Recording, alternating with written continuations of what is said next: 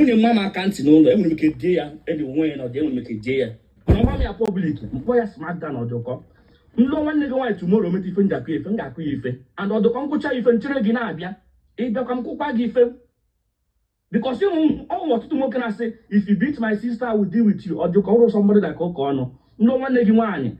Open a one nigga family now we has for my son one nigga of my Bazus don't get you if I tell them. It's no corner, don't I get a buria. When I get up about a newspaper. Makamu born with Chile, or we have to be very, very blunt or the call, yeah. All I know in English, I say, I want to get passing no matter anything or the call. They come on, you father, and I want to motivate a pay and one neck choir. Moagako, I'm a proudly woman beater, motivate a pay. That is the fact or the call. Okay, thank you very much. Now, that's your brother to your wife here from here in or disrespect or give at all. I made the girl in myself, all a privilege to the girl because all no more I can do.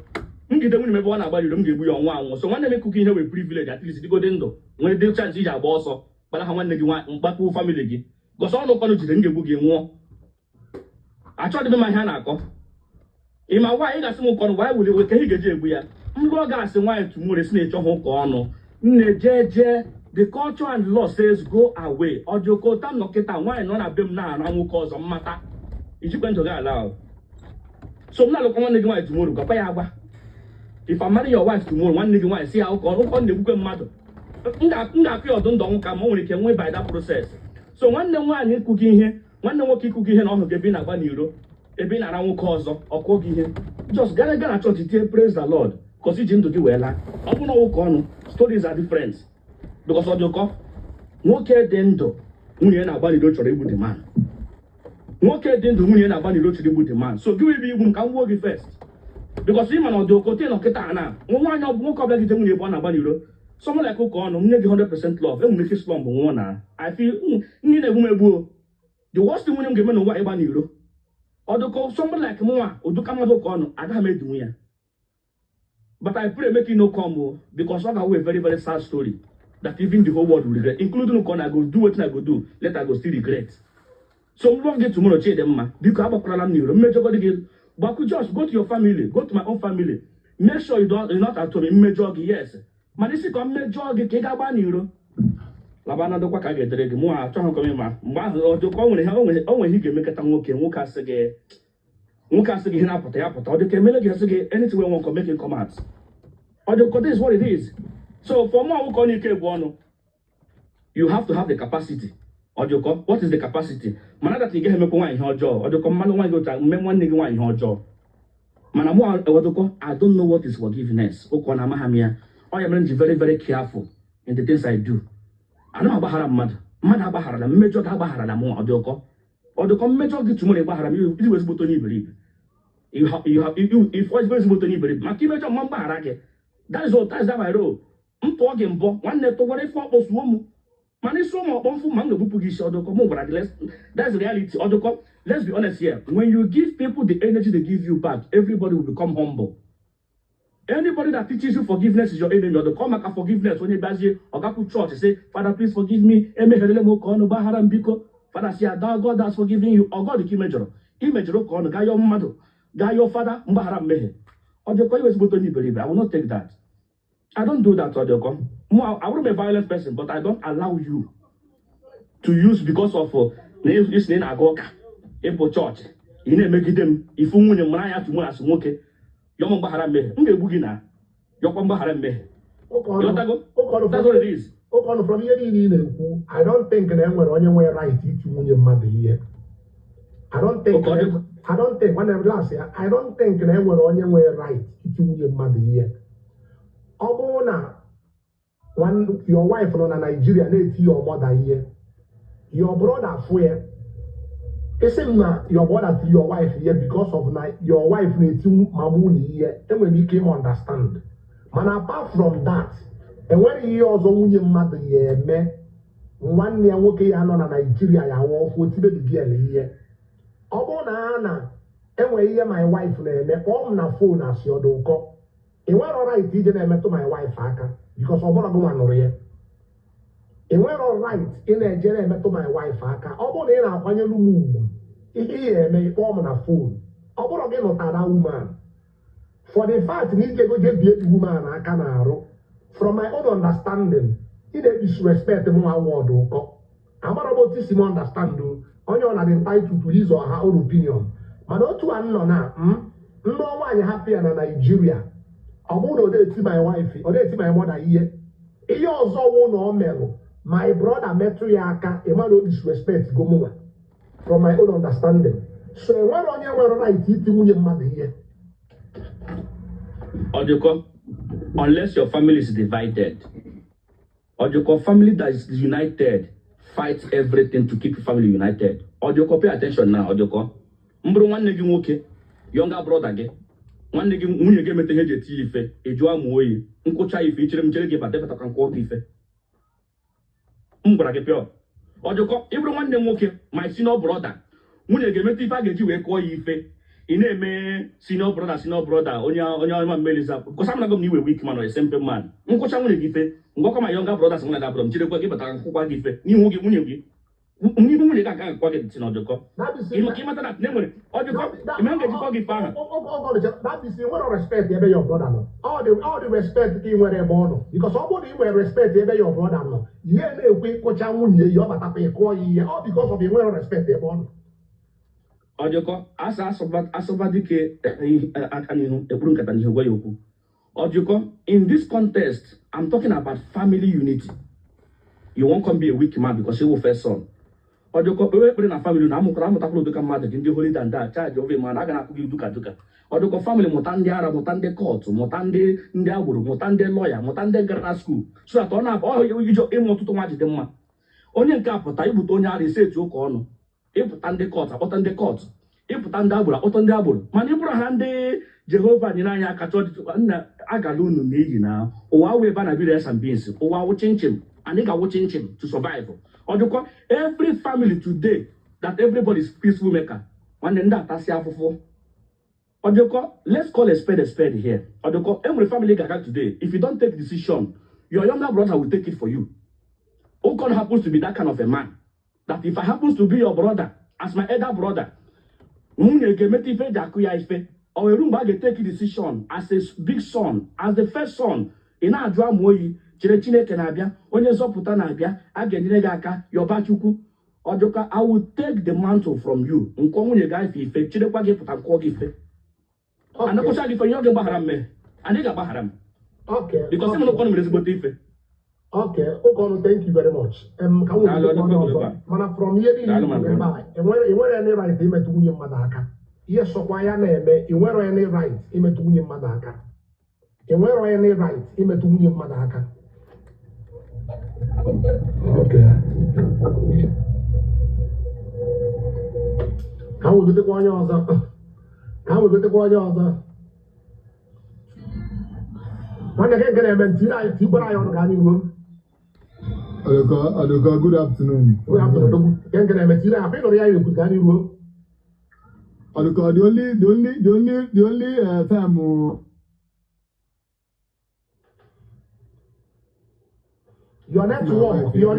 your network. Yeah, my mom. Check your network. Check your network. Gani perfect. I said, that the only time my brother were right, it's my wife here, like my mom, my mom, need to open a call. Or need to open a call. Open a call, open all the possible. I'm where is in a right name call. It has you want to go to my permission before tell my wife here. So assuming no part my mom will tell my mom regardless of you open my mom may upon na phone before what permission upon na phone go what permission before or tell my wife open all the possible mess na phone boy on my be on because my wife ain't any rights by my mother will tell my mom no matter you know why because me me here my pali me but apart from that my brother before somebody tell your wife here my your capacity, all my your capability, all my he we keep me before mayor. But what a man at the all my ordinary homer, open no today homer. I'm not my point. One my point. 1 minute. Go to UK now. Upon a woman Nigeria. Now, your mother now marry your wife, or not marry your wife, because every mother-in-law is no mother. Or not marry your wife, look at one day, or you don't or what will you your back. Now, your brother gets here, that is in a while, your brother will write it here.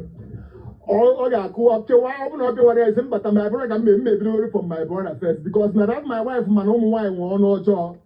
Oh man, why you no joke and we so get near that guy call that respect. I want to write, I want to do her me no why. Call respond back to her. Number one, I put on where even your mother not fault. Open your mother not fault. Also, I put my mother not fault because my wife, my mother was saying, God, we keep that fault because all why couple. Open on me get here, open on Manyawa, open on Manya will get here, can not to go do. Can you make a memory no work or me? Can you tell me here? And not to give more by a mere. Can you get me again? Can you help me again? Me a copy of me and not to go out to your doko. Can you help me again? My Manyawa. Boo that woman go tell you here. So, I want to hear my mother get me no work. You get mebo or Banuno. Yes. I hug him, man. Or the bond or go on there, kitchen, because all why he be a couple and not only and then more a couple. So what do you get men or wow? What do you first you get mebo? Opposite my mother, they are my ola, more than me physically. It must end physically. About him, we could consider as here. Even at that, I consider not when I get the wine, see happy and I get the wine. I get the wine, I get the wine. Or do go one wine, get my wife, call me, I get the wine, is my wife, call me anything. My wife, on this platform, on I hear again, now, no man, and my brother told my wife, I can. Okay, I'm move very well before I met you again. America can met you anyhow. I'm not in the name. So, 1 minute. I don't care what something. So, in a one now, on Nigeria. Your mother now, when you room film. Your mother now, when you room film, now, when you room film, when you room the film. Or one day, they will respond go back. A few family here, a put your family. No just now respond go back to your mother. That means your brother not here where I feel Oduka, let's more my brother on that place. Or let's more on their present. Let you one second one again. Only in Chibagi, Supposing my mother-in-law, the money and no them, for example. I don't put on me and look at that. Take here, that's him go part of line where they met you model. Can look at the whole world gets where them Maya. Can look at the whole people gets in the Maya. Now, never, no one nature, never. And one we keep on anything no oneself, and at the end of the day, more than I just said, I send them Adam sorry, I'm no one met or you buy alone. No, we're not going here. All right to do man nowhere. But I want your wife 80 years, just so called Mariano, do man, I want you for long. I'm not be a one money, Mono be a 1 month, come money here. Am I your idea? Okay, your mother now, we are scenes, and what actually because yes, now because all mother call, any boy, all mother call, what you need that woman, that my wife, and waiting in all canker, but open a mother-in-law that is open and we are not why. Open out that woman on the tell you, okay, go get there. As you can do again. I go damn, can go get there. So you get respect to your mother. Only like there, you get maybe you may exit. In your time, in your pour from there. Oh, he get me. Only know that thing. Only your mother get, only my mother get me, my wife today. Go tell you, call more, go, only right here, or do go right here. I'm one up again. You don't get that right. But not the only way, like I said, Madatna, Abraham will whip on Bono, or no ha. This is the amount. Open it feel that that's your mother-in-law. Now, what's again can you make you? Or do call distance here now? I could into there. I could into about winner. Distance here now. Because on one you got, or you open and look up and no one, know that now. Now, who you want to tie? Till me, now, or watching Kitty, or that person under a spell. That man no under a spell. That man ekwesịrị ịbụ nwoke n'ụwa. Onwere ihe ọmara ga-eme gị n'ụwa. Dị na ka na-aga n'egwu na nne gị bugoro amoosu, nne gị bugoro akwụna na onwere ihe nwere right ime anything to ha n'enubeghị before. Nwaanyị nụtazi anụta, nwaanyị mụnwa nụtazi anụta ga-abịazi because na amara adịzi datu ihe na-anwazi ebezi etibezie ihe maka na ịmụ gị na ego ka ịbụzi ị ga-eji wee tie ihe. Onye 1 minute ka m wegote ụmụ nwaanyị 1 minute just ka m wegote ụmụ nwaanyị. Wegote ụmụ nwaanyị na wegote ụmụ nwaanyị. 1 minute ka m chọọ ụmụ nwaanyị anọ na di wegote. Wegote ụmụ nwaanyị na 1 minute. Wegote ụmụ nwaanyị. 1 minute. 1 minute. Ọ dị na ụlọ ya ga-agbala ọsọ man. Ụlọ ya ga-agbala ọsọ. Ọ bụrụ maka ịgba ọsọ na-ekwu gbanyegoro your mic. Okay, let's go. Let's go.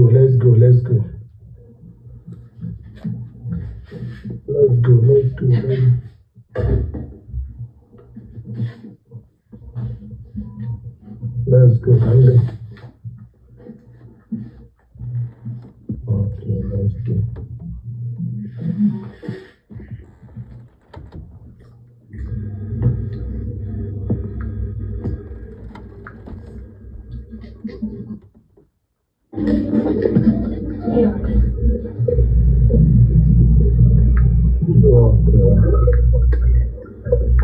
Okay, I think that boss why you go down. Because you want to buy a mic. Manual your mic because. Thank you.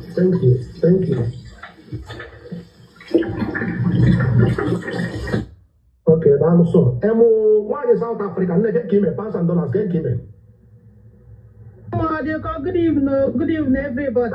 When your topic I in a treat here, but one night working and don't call how dimension also happen. That's why you with two boss one because I may be one after the other. Man, I level Hannah gather. I'm asking no boss here my control me. One night working can do large just see ya. Otu ọnụ obodo oyibo. Nwunye nọ na Nigeria. Junior brother ya onwe right iti mame ya yi. Oh sorry, junior brother ya onwe right iti nwunye ihe. Ọ sị na the junior brother ya onwe right. Na ọ bụrụ na nwunye jetie mame ya ihe. Na junior brother ya onwe right iti nwunye ihe. Na ọ bụrụ na nwunye kpalịa mame ya. Na junior brother ya onwe right iti mame. Na junior brother nwere right iti nwunye ihe. So ya na-ajụ gị na ihe a nwanne anyị nwoke na-ekwu na ọ bụrụ na ọ nụọ nwaanyị na nwunye kpalịa mame ya na junior brother ya nwere right iti ya ihe ọ dị nke eziokwu. Mba o. Asị ka ọ bụ nwanne gị nwoke enweghị right iti nwunye gị ihe. Ịghọtago o nwere ka esi eme ya. Nwanne gị nwoke tie nwunye gị ihe o disrespect go gị. Ịghọta. Mgbe m na-etonite my brother nụrụ nwaanyị. My brother emeghị in fact that my brother my elder brother nyanwa kụzili anyị ihe bụ ịnụ nwaanyị. Before o jee ịnụ nwaanyị my elder brother bi Cameroon. Mgbe ọ chọrọ ịnụ nwaanyị ọ kpọrọ anyị ncha meeting ma my father my mother anyị ncha na ịcha na palọ wee sị na now na a na-akwado iji ịnụ nwaanyị because ọ na-abụ si Cameroon na-abata ọ na-ebute gasị ebe ncha sabon onwe ncha na-ebu ma ịghọtago na ihe ahụ ọ na-ebute ebughị my mother a na-eke anyị na kịta ọ na-akwado ịnụ nwaanyị na ọma ndizi like that wee yọọ anyị wee sị anyị biko na etu ọ na-achọ ịnụbata nwaanyị na onwe ihe ọbụla ya pụọ ya jebe Cameroon onwe ihe ọbụla nwunye ya ahụ merụ na ji Chineke bi n'igwe ayọ anyị biko anyị nwee ndidi chere ya bata anyị ejekwana ka anyị na nwunye ya nụgba ọgụ ma ọ bụ kọba ọnụ ịghọta in fact ọ bụrụ na ị ga-eti nwunye gị hapụ ihe ahụ ị ga-eti ya bata anyị tibe ya ma sị hapụrụ ya nwunye ya ịghọta na o nwere ụdị sensi obi ụdị enough ịghọta. Now, ọ bụrụ na nwunye nwanne gị nwoke a na ịbatalụ jamụ ebe ọ na-eti ya ọgbọda ihe kere ihe ihe eme. Ọ bụrụ na m batafụ nwunye nwanne nwoke kwuchi mma na ọma mme ụdị ihe ahụ ịghọtago tie mụnwa bụ nwaanyị nyanwa bụ nwaanyị mụ na a ga-eburu ya ịghọta mana ọ bụrụ nke nwoke andị o nwere usoro ọzọ esi eme ya enwere m ike ije chọta ndị o nwere ihe a na-akpọ ndị be anyị ịghọtago ha handle what the case and the one you're born at in the year, equity on a dear, equity Ochopiacho. Opposite go to need suspension, opposite need suspension, not go to bear because of what he had make him come why is here sometime. You have to endure. You got a worry also. Happy and Yabron and Nediga Muruma, 180 Nediga. Oh, we got your dog. 1 minute. Now, Obone Batalo Fuebe, Uni, that's your brother. Now, Pali your mother, Manuti, the just Okahana, Bakani, Wana to Perio. Your brother, Pesiriti, no. Thank you. Now, give us a one, Batalo Fuebe. Nobody is busy and drop you. Only the busy drop you. Thank you. Now, give us a one batalo. For every one leg you walk in, I thought your mother. Put here, your mother now will be on a gate. Now, watch your mother area. Your mother area, your two fairy open here back. It was a legacy woman here. Thank you. Chukwude dum akweno ye nwanna anyị nwaanyị kwuru ọ sị na ọ bụ na ọfụ na gị nwanne gbanye ya mic nkwucha anyị gbanye ya biko maka noise. Thank you akweno ye nwanna anyị nwaanyị kwuru ọ sị na for the fact na nwunye gị a na-eti ya ọmọda ihe na okwu ka ha na-akpọ na atụfere onwunye. Now your brother enwere any right iti nwunye gị ihe because for the fact na your wife nọ na Nigeria o na-eti your mother ihe enwere ike your mother agwa gị okwu were iwe and enwere ike ọ bụrụ that day ka your mother na-ekwu ya enwere ike ọ bụrụ na your mother ekwu gị for long o na-eji onwe o ruzie that day ọ tụfere ya okwu na your brother enwere any right ibido woman aka na ọ bụrụ na your brother bie the woman aka no disrespect to gị nwa. Wanye your mic. Ọdụkọ onwe ngwa gị onwe ngwa gị biko iwe n'iwe no disrespect nwunye m nke ime Your network, one network again. abụgodi ọnụ sị One network again. man kwuru okwu sef today omeme nwudi asef onye na-ekwuru okwu ya bụ maka ụmụ nwaanyị isi na-adịrọ mma onwe ndị isi na-adịrọ mma filu na ha ma ihe ma onwe ndị ala ndị isi na-adịrọ mma filu na ha ma ihe ọ na ha nwere something ha na-akụ eri mana wife m na-anụ today no go oscar my mother tegori atari sef my wife ahụ m go even talk sef my wife ga-abanye m ụlọ my wife m go even touch am or even egwu okwu sef na my wife wey you know mana onye nke si na isi adịrị ya mma asumi na mbụ nwanne m daisi isi adịrọ mma wee bata wee fụka ị na-akpali my mother metụ ọkụ ya ka ị na-akpali my mother akpali ọ ka mma apetụ gị naanị petụọ gị naanị wee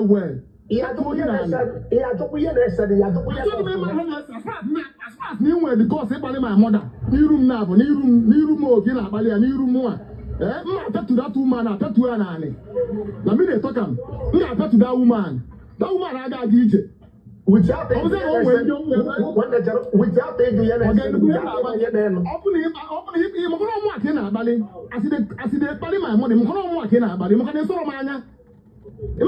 respect for me.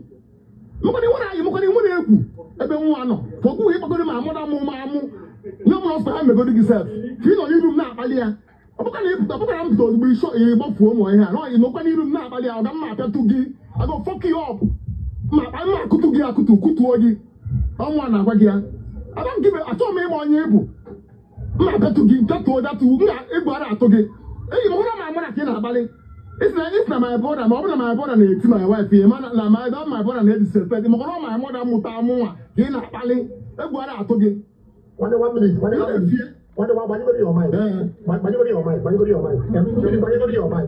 Thank you very much. Mmiri gbanye your mic.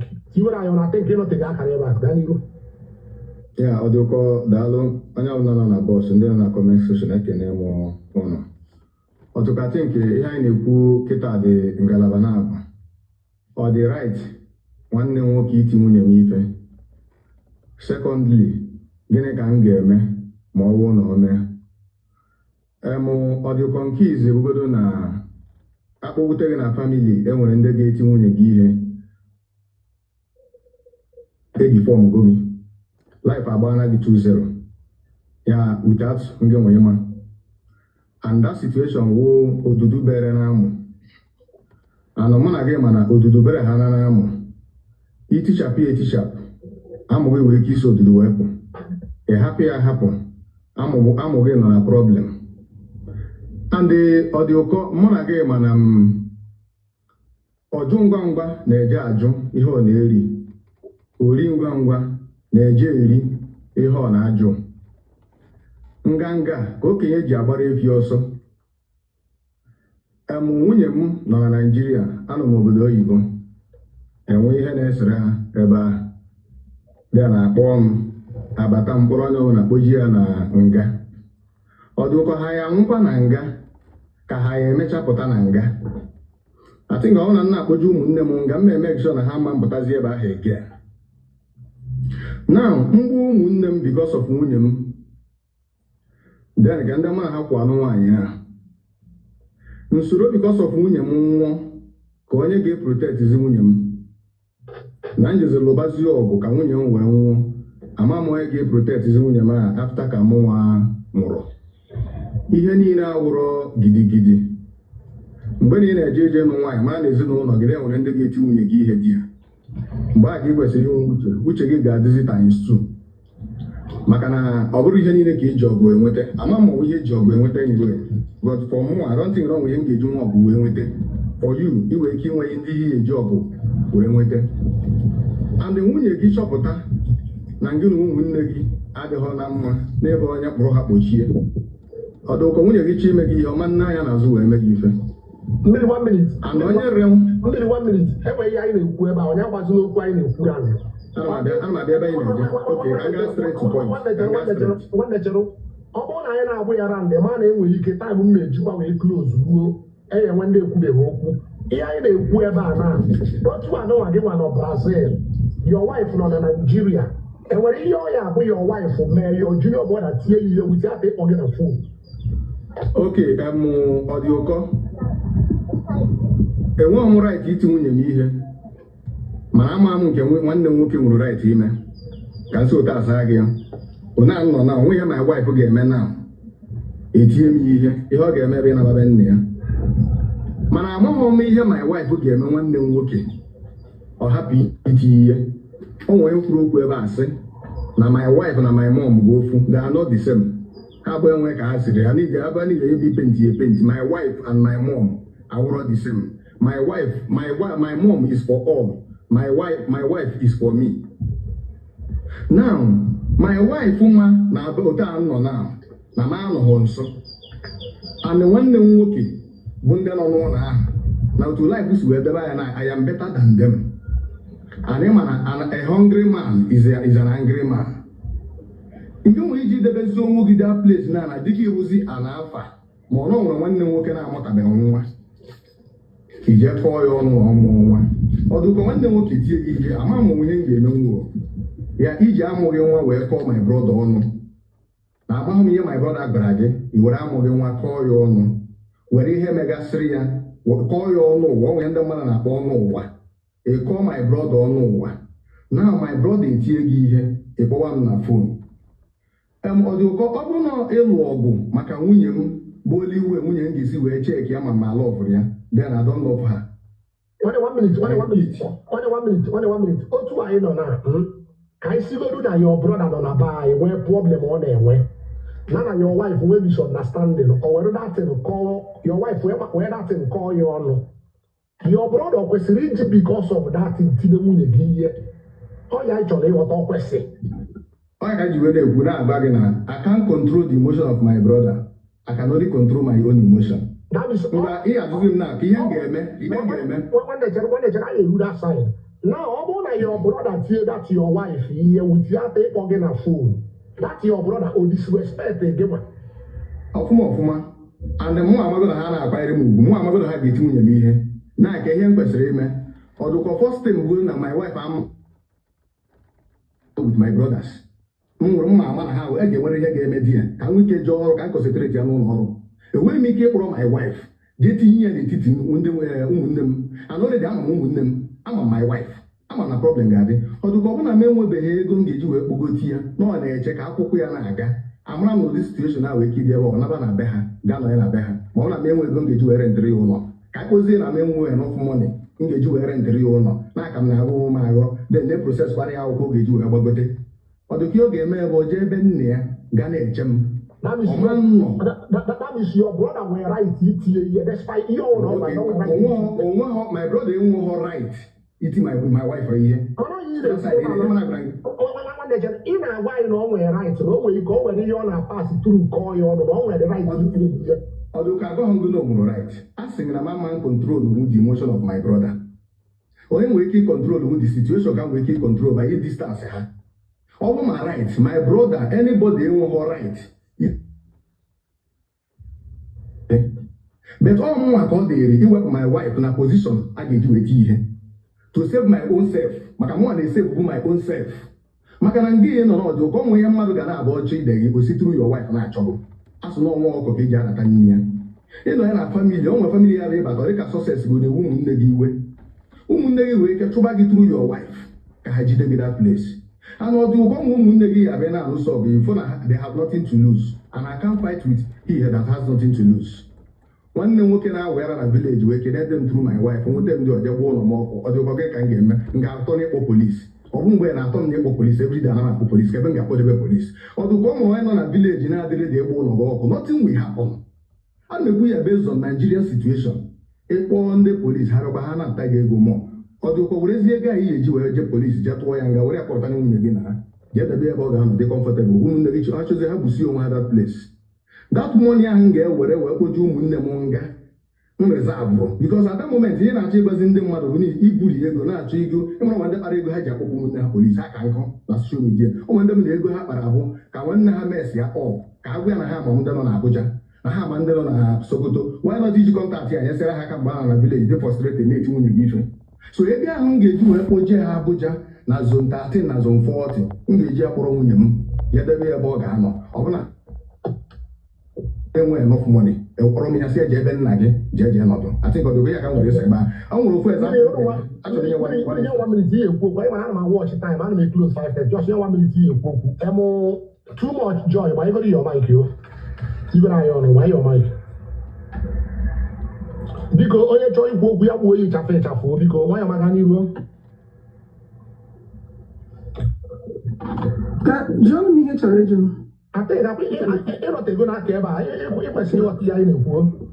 oke ana m ekele mmadụ niile na mbụ o nweghị ihe kwesịrị ime ka nwanne nwoke ọgọ gị nwoke ma senior ma junior of your husband imetụ nwunye gị aka.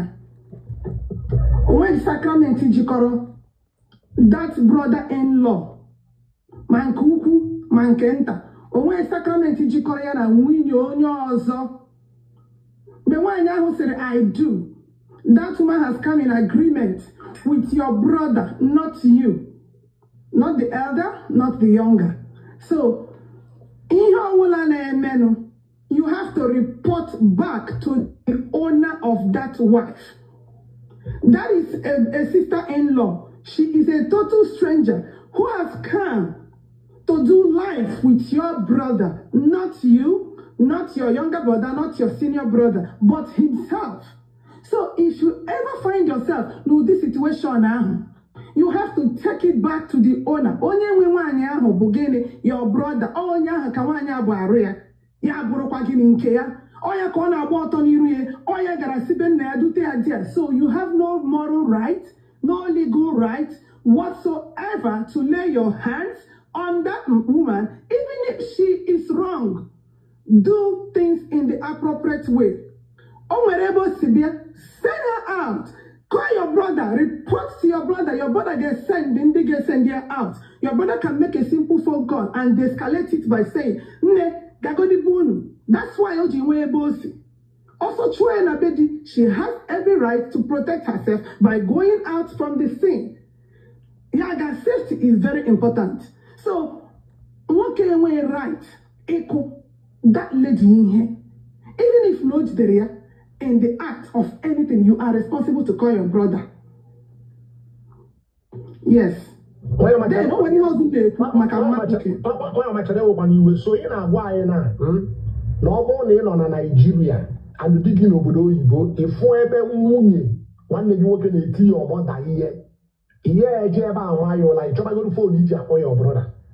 Okay, let me tell you something. And when I have provocation in a sin, even in Ghana police, when I have provocation because you make something, you make a sin. And one in no be it junior or senior. Sister-in-law, na wife, logo.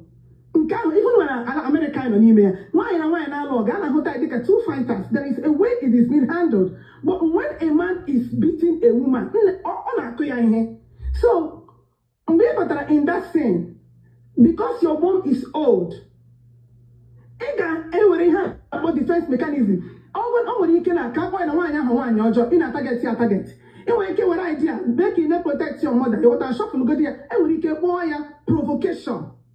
Because you're trying to be wise. You don't want to disrespect your brother. Because laying the hands on that lady, you're disrespecting your brother. So if you love your brother and you want to protect your home and a shoe piece, you get defending your mother because your wife, I know when mama and arthritis, high blood pressure and all that. So it's okay to go Makanamagi the game. When they use wisdom, they can why here, but again making walk when they go to see another this girl, and your brother will not smile at it because for that lady to even raise her hands against the mother-in-law, she is mentally deranged already.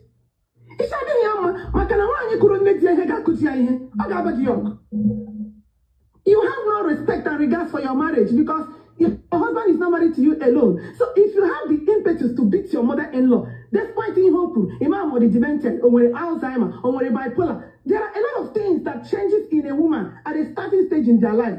In that stage, there are a lot of things that happens, and I know in Nigeria, in our dispensation, we don't know a lot of things. We are not enlightened. So a lot can be happening in her life at that time. And then sometimes, why are they protective of their sons? Because Hannah said, Mama look at them, Otage. And one who the breadwinner of the family. You should avoid her. No, Kegi. Because now in actually going here, echoing here, Bonia Mutaro, where's down the Guinness Butigi? Why am I 1 minute? Why am I 1 minute? I will go to I will be queer. I asked her on the year on our queer year. Maybe in a Hannah. No, it's just another scenario. Why am I last year? I used to go to Hannah on a barrow we hamba. Maybe you two are your mother nona. And then on a Nigeria, one day go keep you go. Or what you know about a Nigeria? Now, una agacha na bata. Muje one nigga woka na mamunu na bamba. Your body and we're right, TJ down with one nigga walking here. No. My brother, walk on in. Where mamani na when you want them working na bamba. I having altercation. Mine acquire on our kobara. What I will do is to de-escalate it by saying, Mama, Baumuno, I will protect my mother. I will open my mother from that sin. I will de-escalate it by saying, Mama, Baumuno. Then I am calling my brother right away to report the sin. As long as Ebono Kahana, but I too much. So one mom now come my brother's wife, my brother and I kobara. Over the Hana in that sin, and people say, okay, but what is happening here? Then say, where's the respect in culture? Mama, Mama, what is this? It's okay, that they happy. I will remove my mother from the scene just to make sure that we do it. Man, I am calling my brother that minute to say, brother, I'm not going to make a chamaka name. In my mother, I made a chamaka na arima. Now I am more. And you will see that man, he will move because one, you respected him. It's just making what we're going to from that scene. Then he or a report to the appropriate quarters. Then he will do something. No, 1 minute. Everyone I work a puro, but also no bata. Fuebe munye na balo mame amba maybe hana bona balo we hamba no ya want to do man na somebody ku na boss wa. Dia call one day dia. Thank you. It's one day dia. Why am I last? I got to 1 night work up you go. Okay. Also na obo junior brother no na Nigeria. Fuebe munye no na Nigeria na mame ya na bamba. Na junior brother ya nwe right e ma to munye na ani. Ashoko already right. Hanabamba, it is an altercation. Even if you shout at her, only Orayash, maybe you're going to go but in a like it. Even if you were around by your Kudaga, by your Quajo, or Roquaga, by Cake here. Where's the modern Agma Kupaga can take away her indirectly? So there are ways you will escalate it, but you got quiet, you got open money, you protect your mother. And you will call your brother's attention unless for this repeatedly. About one year, call a rule. You can't acquire in her own property, go home again. You cannot beat her. Thank you very much. From my own understanding, and where we mother because of woman. From my own understanding, because it's my wife, whom I accept. So when you mother once no day my mother here. Because even in Arakati, my wife here, it is respect go more. Because all in any respect as your elder brother. It was really well full of bomb. Simo do connect your wife name I like Romeo. Mama called the zero joint my wife here. Oh, Mama can be sweet your broken one. What about your mic? Greetings, Odiko. What are you from this side? Everybody that adopts. Odiko, the question on the one and when I hear William Game, my brother, acquire younger or even senior. 1 minute. Never who has swear put up. Our video post on my page. One year than my platform day before yesterday. We're still on Nigeria, the husband be Ibo. Now, junior brother, the husband, and how we misunderstanding or TBA effect. And on about teacher for all the husband, and when you hear the husband, now the husband are they take any action. Now even now the husband are not go Nigeria one day, and they meeting. The guy I could way leave the husband. The budget will know. And then when you hear the husband so ever I see where people you go, then you in one, your wife for me, your junior brother is Jew 8 years, you ever can you pussy pota. Okay, thank you, Odiko. First of all, and when here my wife will give me, can my junior brother or even my senior brother parry and Bamafi here. He also put my wife for me. My junior brother needs to report to me. Or more that talk to my wife. Both my junior brother or senior brother. Hey, when right here, my wife mba, my 4 here. Or they possible, or what am I? Or more look at my wife. You know, or you go, I got my younger brother na police before because of my wife. I know I'm in Nigeria, I know I'm abroad. Ghana, babe. My wife will know. Born about to that, or Ghana port, Ghana. Ofe my wife will just shicha. Overake ge kuruni zanu noeba. My wife I be after the thing pom na phone gwa me. Mpo my brother. My brother about am na phone. So we here kan ko na pe. Meko police abia kure ya oje sign ya na oga eni ana 2 poles to my house until them better. So and when here my wife will give make my brother will even bury and mafi with aka koe. What is possible? Why in Jegumlo? Ye Jebea, I don't have a nankia, I don't think here, Yabella Nankim, yet Linkem in here. 1 minute, 1 away, 1 year. I figure you to maybe that your junior brother. No, one. Abono Mota the wrong one. And the one is serious because we're going to know for 10 years and one better. Maybe you go 15 years now, Chong and one better. Or one day, your wife will not in we could act in or with you on what right it here. They know Ojiona pass to a Keon. But my brother got any one here, my wife from me now. All more I get discipline my wife now. All as the mother of my wife. My brother will come and tell me, lay him my wife ukuru. Then I will take it up. My brother won't have right. No right. Echo my wife here. Ọmọkwani atai odi na apa. Why you see other man? Ọmọkwani your wife buzo je ko yata. Okay, I want my wife buzo je for my brother tie. Yes, because when ọmọkwani na we kolomenta, maybe how when misunderstand no je ko di tie. What will happen? Or you go, I prefer them now my brother the police kpochie my wife than itie ihe ọnwụ na o feeliri na all the provoked na ọ ga-ekwe kpọọ m from me I prefer na ọ kpọrọla my wife police than itie ihe o nweghị any reason ihe ọsọkwara my wife mee ọ nwaanyị ka ọ nwunye mmadụ o tie my wife ihe o tigo m ihe any of my brother tiri my wife ihe ọmụnwa ka o tiri ihe and vice versa you know. So, when my wife will make my brother tell you, it's not acceptable. Thank you. 1 minute. Now, your brother and your wife here, your wife, organ a phone, say, Daddy, one day you work at a happy money in Nigeria and I want to pan OTM here. And then what action you may take and what he hear, may they make it real go see they like it, woman. Marriage, and what no marriage is not there now. If I want to know that someone protect him, then there is no marriage now. One of the reasons why Ijalo deal with protection. So in a situation, more would protect Muhugi from that kind of incident. Then there is no love, no marriage.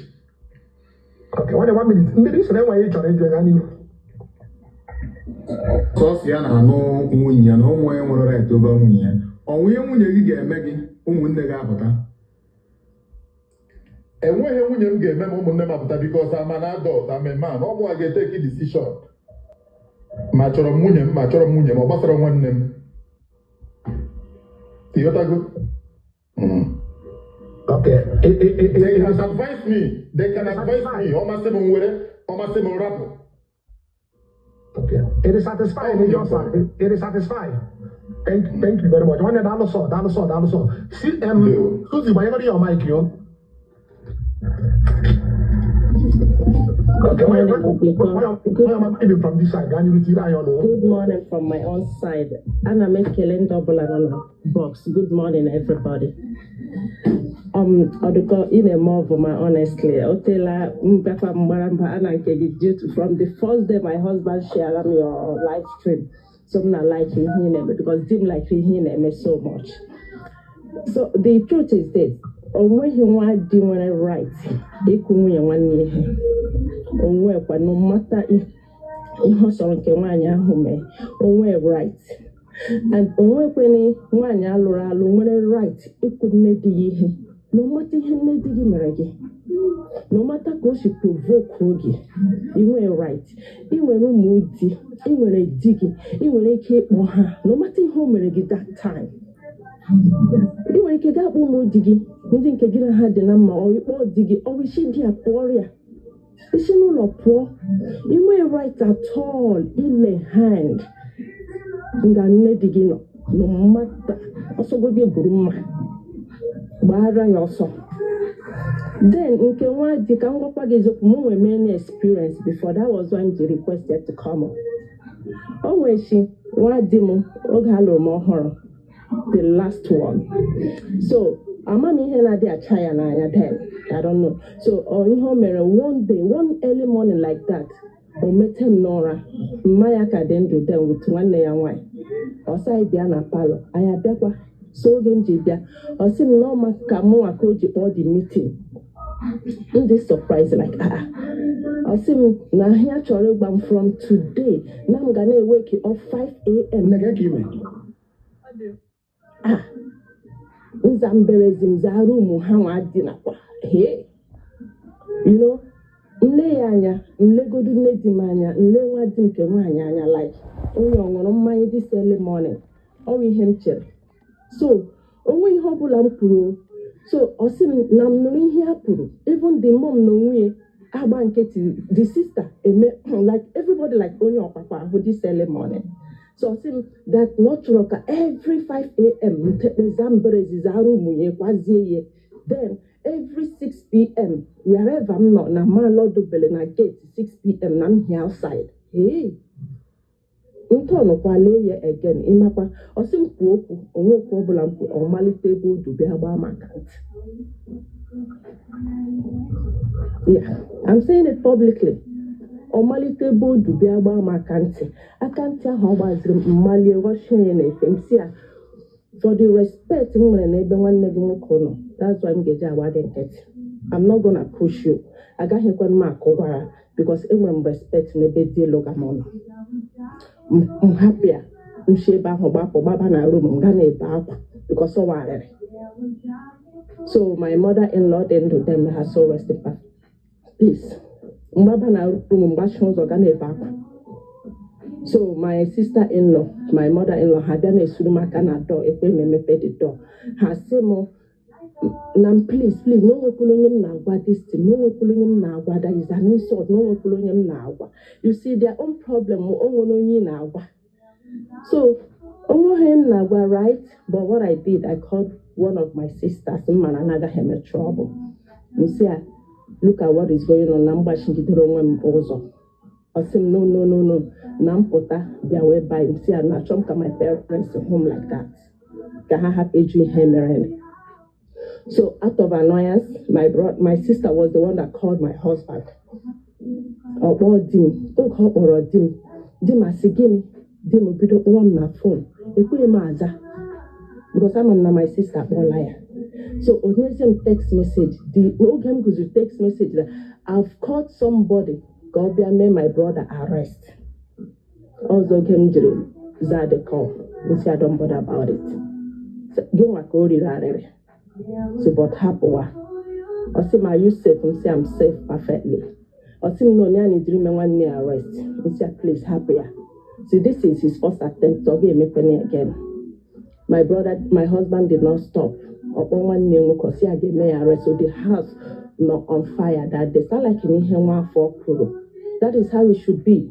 Because he may allow, he will continue.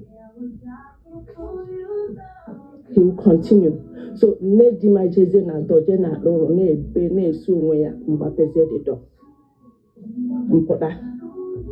Onwe ihe obula mpuru. Onwe ihe obula mpuru. I walk up straight to the kitchen. Everybody read.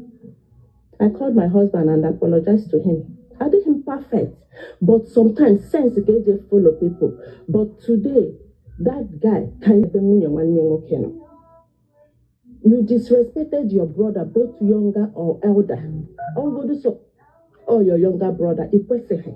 Call your brother. When he that woman imeregi, only when respect one negi. Let me hear me.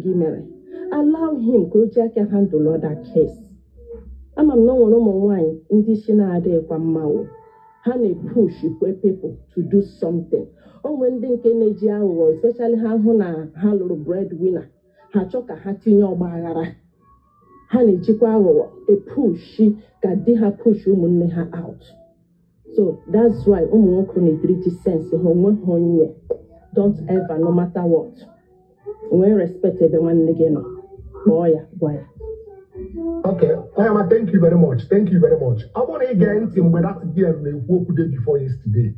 The girl say na the one day the husband is I want the husband then when he home.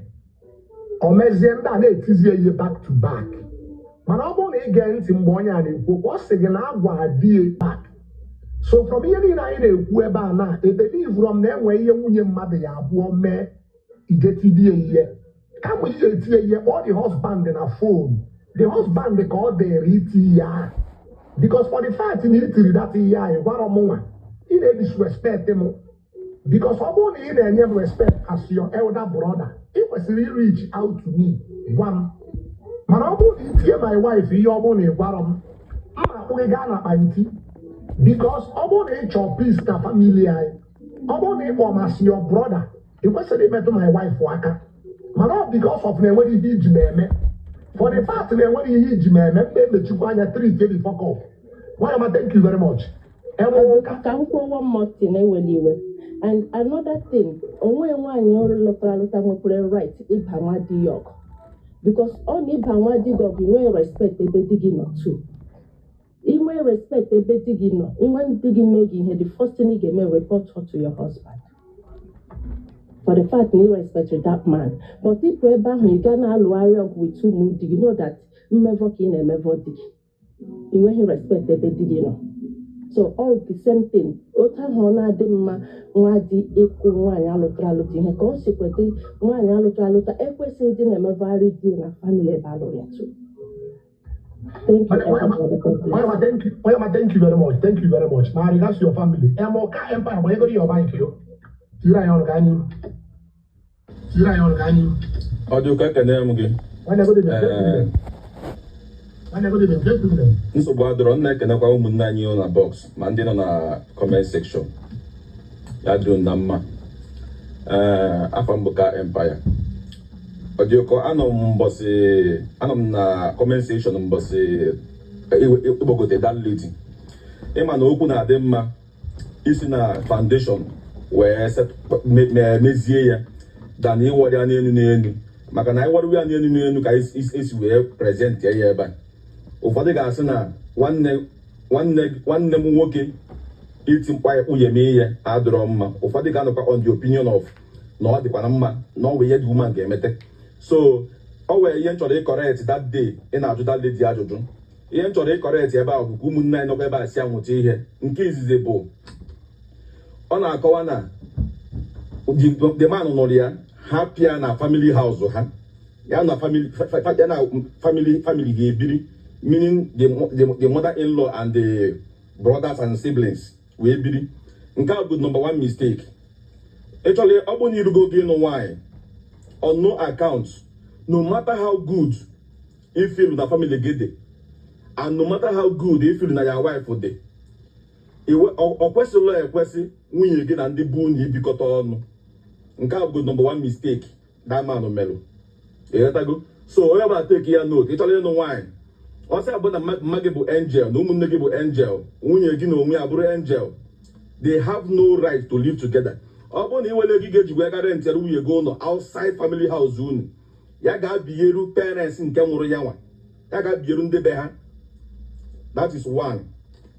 Then abịa na ajụjụ ịjụrụ, ịma na ịjụrụ na onwelu anything ga-eme nwaanyị nwere ike ime younger brother the husband ga-etinye ihe. Ịma na i differentiate ya or normal things ka ihe ga extreme. Akụma na ọ ya bụ extreme measures. Normal thing bụ for example ihe nwanne anyị nwoke nwata kwọcha kwuru o were reference ọ yelụ. Younger brother m were opportunity out be ndị omume ahụ n'ebe nwunye m nọ. To God who made me, mụ ga-akpatara ya ndị amị ga-akụ ya gwuo before I join police. Ịghọtago? Ọbanwa gị anwa. Thank God ewere nsọ chụwa younger brother. Mana ka m ga-esi wee treat ya ọfụ nwunye m n'ụzọ na-agba. Ọbọdị police ga-eyi amais. Ọ ga-anọ n'ọfụ nwunye m. Ọnwa ga-eji aka m handle ya in the way ọfịa ọ na-agba. Mana in the extreme measure, for example, can you a practical example? I guess we want you of man. Or do you come up Empire? Go about you come, bro, my senior brother. You were not a wine. When you give out with us. When you give, when they team my head, when I feel duga. Or what respect never mind. Or cause I own or call you anyhow. Muabuka Empire with your younger brother, holding a phone. Seeking the queer we again, report what to you. You take your action.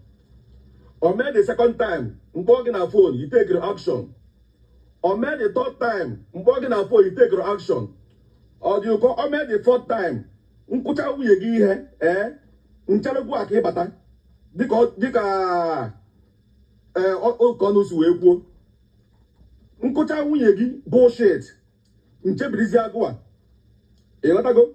Because he made him was lame as you okay. Even to respect the first time. He corrected that impression. Now we get a chitibula in mind. Or what in him? Even he have extreme measures. Because Asana, no way here. Meaning both my extreme. 1 minute. Okay. Sorry, 1 minute. Now, for the fact, whenever your mind, thank you. For the fact, in a phone, obviously, name where respect your bed no. For the fact, in a for all the year, when you follow Thomas, your dog, cousin, nay, naga on, or do call Marie, me, ọ gosi na ị value m as your brother. Ọ gosi na ị na-enye m respect na mbụ your senior brother. Mana enwe ihe wụ na ịfụ that thing, ị kpọrọ m na phone, ị take action, tibe my wife ihe, ọja maka anyị na-ekwu. I don't know if you're getting me. Enwe ihe bụ na ịfụ my wife ebe ọ na-eme something na-adọrọ mma, ije tibia ihe ozugbo, ị kpọrọ m na phone. So ihe anyị na-ekwu ebe a, kedu ihe ọ ya awụọ mee ị gatibie data ihe a without reach mụ nwa the husband, ọ ya anyị na-ekwu. Where your mind? Where your mind? Ojoko ịma na human beings bụ akpọgote na TikTok na box onye ọbụla bụ sense onye nwa ga-ekwu ka o si wee fevọ ya ịma na ya nọrọ na family that girl wee mara ihe mee adịmasị na ọ dịkwa bad yo na ọ bụla na-ege anyị ntị adịmasị na ọ ya mejọrọ mana ọ nwere ihe o kwuru ọ sị na ọ kpọọ di ya dị react di ya nwere ihe ọ na-eme nna kedu ndị nwoke ọ ga-abụ put yourself in that shoe na ọgwụ abụ di that woman nwanne gị etie nwunye gị ịgba nkịtị ịma na o nwee ike the possibility bụ na maybe na ịgbakọta gị okwu kwanyere ego ugwu kwanyere ego ugwu n'ebe mma m nọ nna ya gị instance asọkọ nọ ihe mere o ịghọtago mana some situations nwee ike ọ bụrụ na nwoke agwakọta gị ya madam kwanyere ego ugwu ịma na ka esi wee wee ajọ nne di ka esi wee wee sọm ndị ajọ nne di ka esi wee nwekwa asọm ndị ajọ nwunye. Do you understand? And in anya efu na ndị bụ good mother-in-law sometimes na-enwe bad daughter-in-law. Afụgo m situation egi alụsị mepe ọnụ gwa enyi nwoke chọrọ ịnụ ya ọ jụọ ya na mma ga aka dị ndụ dịkwa ya asịa mba na ọ chọrọ ịnụ onye mmịa aka dị ndụ ọ chọrọ inwe nne di maka na ọ magodo na ọ gbara ọrụ. Anyị geti mmi enwere some wives na-eti nne di ha tie ha dugaduga dọrọ ya naanị na-akpụ ya naanị ịghọtago. So asị in a situation na onwe ike ime my brother m ga-ebe my senior brother respect kpọọ ya na fon nke izizi ọ bụ na o tekọrọ action kpọọ ya nke ịba dịka nsi wee kwuo kpọọ ya nke ịnọ mmagbu ya na fon ọ ga-abịa ite nwunye n'ụlọ ọgwụ. You understand? Nkwụcha ya ncheluzi ya dị guy na owu ya echelu even self ọmambatawo dị steeti ọmambatawo be anyị because ọbọsọ m ga-echi ya. Are you getting me? Ewelu some situation or some extreme measures that need extreme reaction. So in that extreme measures, you need to say no way weak ime. Oh, yeah, weak ime. Yes. Man, under normal circumstance, obo na nwunye mu abulo, you know, na nwunye mu no get ordinarily. One nwoke ana achọ nwunye mu tie ihe mee ya nka mba no na odoro possible na you got to go odoro possible. So all depend the scenario go to where on 1 minute mbiri sere nwere ịchọrọ ịjụ ga n'iru 1 minute mbiri stream ebe a ga-awa aga itie ya ihe now itie ya ihe ọ gaa na stream nwụkwanụ ka ihe ị ga-eme.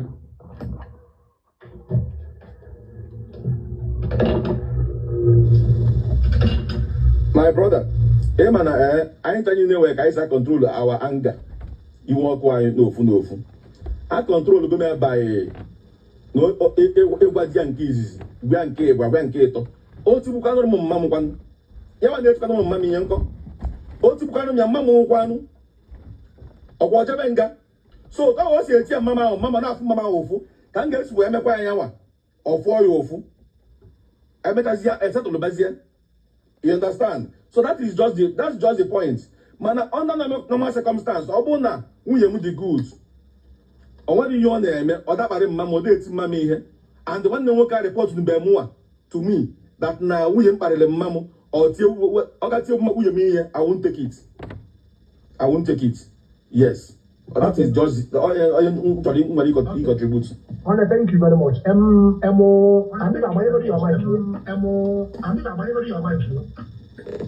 Okay. Good evening. Ndebanye kelekwa mono. So, actually bidogode ebe onwe ihe ka empire kwuru.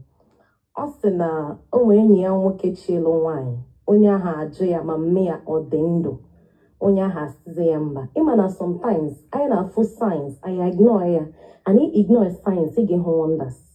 O nwere some ụmụ nwoke na ha ga-egwu ụdịka okwu ahụ ọsị there is no problem, achọrọ m ịlụ gị no matter what, m chie ịlụ gị nganwa ka m chie ịlụ aga m ịlụ gị. Onye enyego gị traits na ịlụ ya, there's every possible tendency na ọ ga-ekwu mma gị ihe, maybe ọ wụta ọ na-eji ekwu mma nke ya, but ignore ya ịlụkwa onye ka ahụ maka gị na love. So nke ahụ aga ọkwa ọtọ m nọ n'ụlọ mgbo ị ga-isi n'ụlọ gị bịa nga abịa kụrụ m ive. Ọ mgbe ị bụrụ m n'ụlọ gị ka ị ga-ekụ m ihe, ma m na-echighị n'ụlọ m chọrọ gị bịawa ebe ke gị elekwana ebe iche ị na-akụ m ihe. So ka ha ga ihe ha na-alụ dice ịlụcha nwaanyị ịhapụ ya na family house nụ, ọ na-akọsụ si finish, ezigbote si finish. Another thing anyị ga-mara na wa ụmụ nwanyị majority of ụmụ nwanyị nwecha problem, ma nwunye ha lụrụ alụ, ma mother in law, ma nwanne di o, ma nwunye nwanne di, fancha nwecha ụmụ nwanyị, fancha nwecha ọnụ some women adịrọ mma ka ekwe nke eziokwu. Anyị ndị na-ekwusị na mma mere ke there's nothing my mother will do that will make you beat keneko can akọ. Guys, always some kind of things. More they very against iko mmagi. That is iko nne di ihe. But ka ekwe nke eziokwu. Some mother-in-laws the ajo, that is hadra ajo agwa.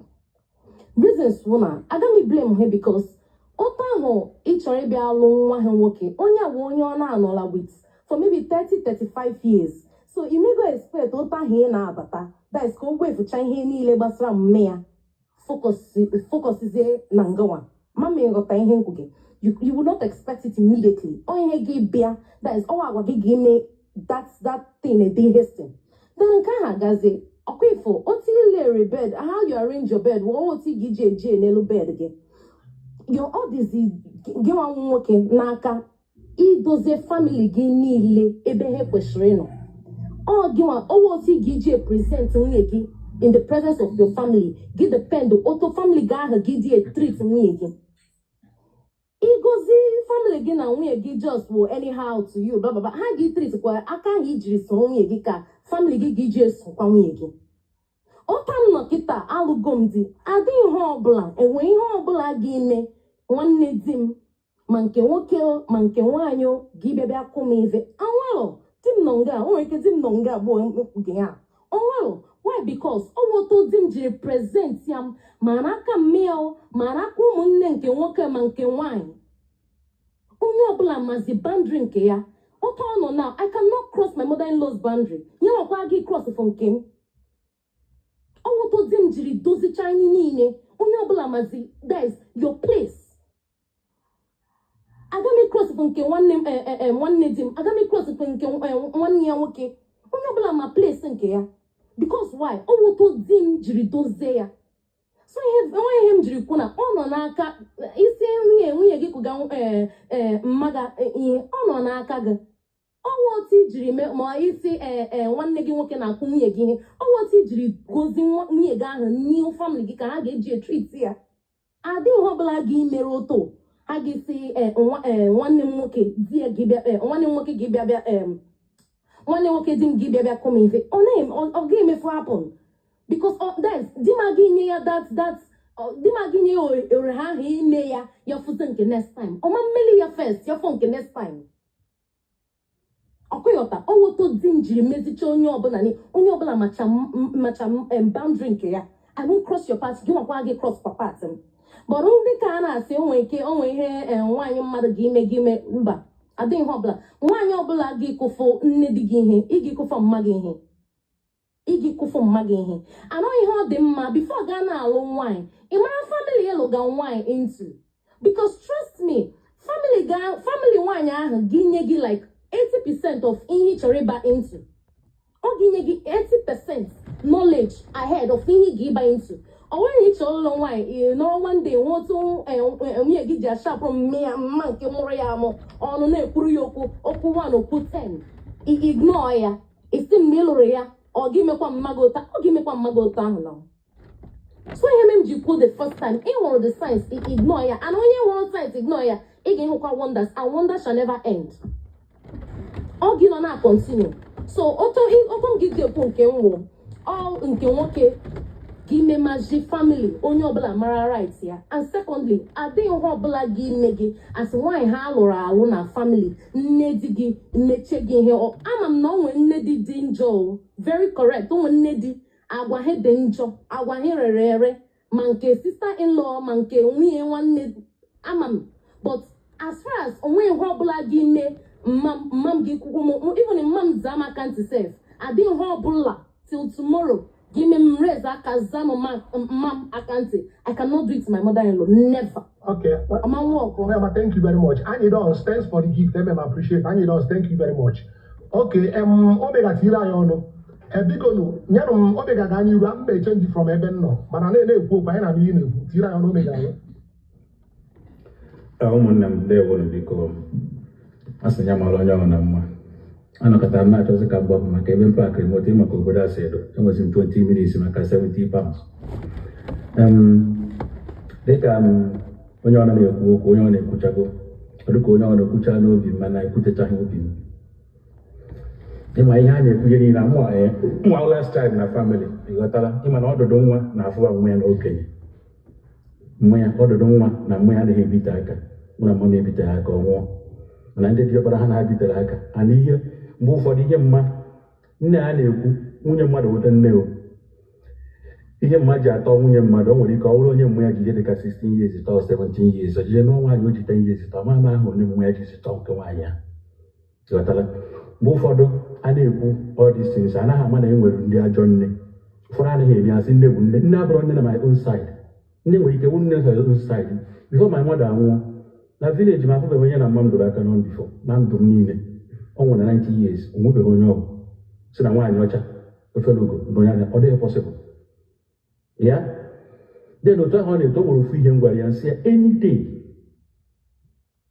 emere gị n'ịkata ekpe gị ikpe na igburu nwa mmadụ ịma mfụ m anya ege and nga ha akwa gị nne abụrọ nne o nwere ndị na-ejeme ya reject enye complete ọ bụrụ iwu na ya bụ nne m ọma gbuo onye nwe onye ọzọ rie uru nwa ya ọ ihe m gwara mma m ya so ihe ọ niile eme mekshọn ịkwụwara aka gị ọtọ maka mụ na gị ebighị n'ụlọ ihe ọ na-agwara m maka gị nwa m ga-ajụ ajụjụ agaghị m anọrọ na-asị na nne m no ndị ajụọ m ajụjụ nne i mere ife a ana gaghị akara onye ọbụla arụsị pụta ifi ma mọda ma ọnwa nne m ọsụkwa ya bụrụ ejima m ka anyị mara na ihe anyị na-eme na-abịa na nke nwanne m ọ ga-eti onye ahụ ihe okwu apụta bụ onye mbụ ngwasị ya na anaghị eme ụdị ya ha eme you understand mana o nwere ụmụ nwaanyị ya wee nụta nọmba wan ụmụ onye kwuru okwu nwanne anyị nwoke kwuru okwu sị kedu ka ihe esi wee nụọ nwaanyị kpọrọ ya ga-edobere uche mma gị onye ahụ idoro n'ọnwa the man self nụrụ nwaanyị adịrọ n'ọnwa onweghị ebe ọ na-eme kwunye jọrọ isi na onye nụrụ nwaanyị dobere mmụ ya ọ poligami ka ọwụ o nwere ndị mmadụ hapi na ịnụrụ nwaanyị nọmba wan o nwere ndị adịghị hapi mere ụfọdụ ji eme ọgwụ na be anyị o nwere ọgwụ a na-akpọ ịkpị nwoke akpịrị nwaanyị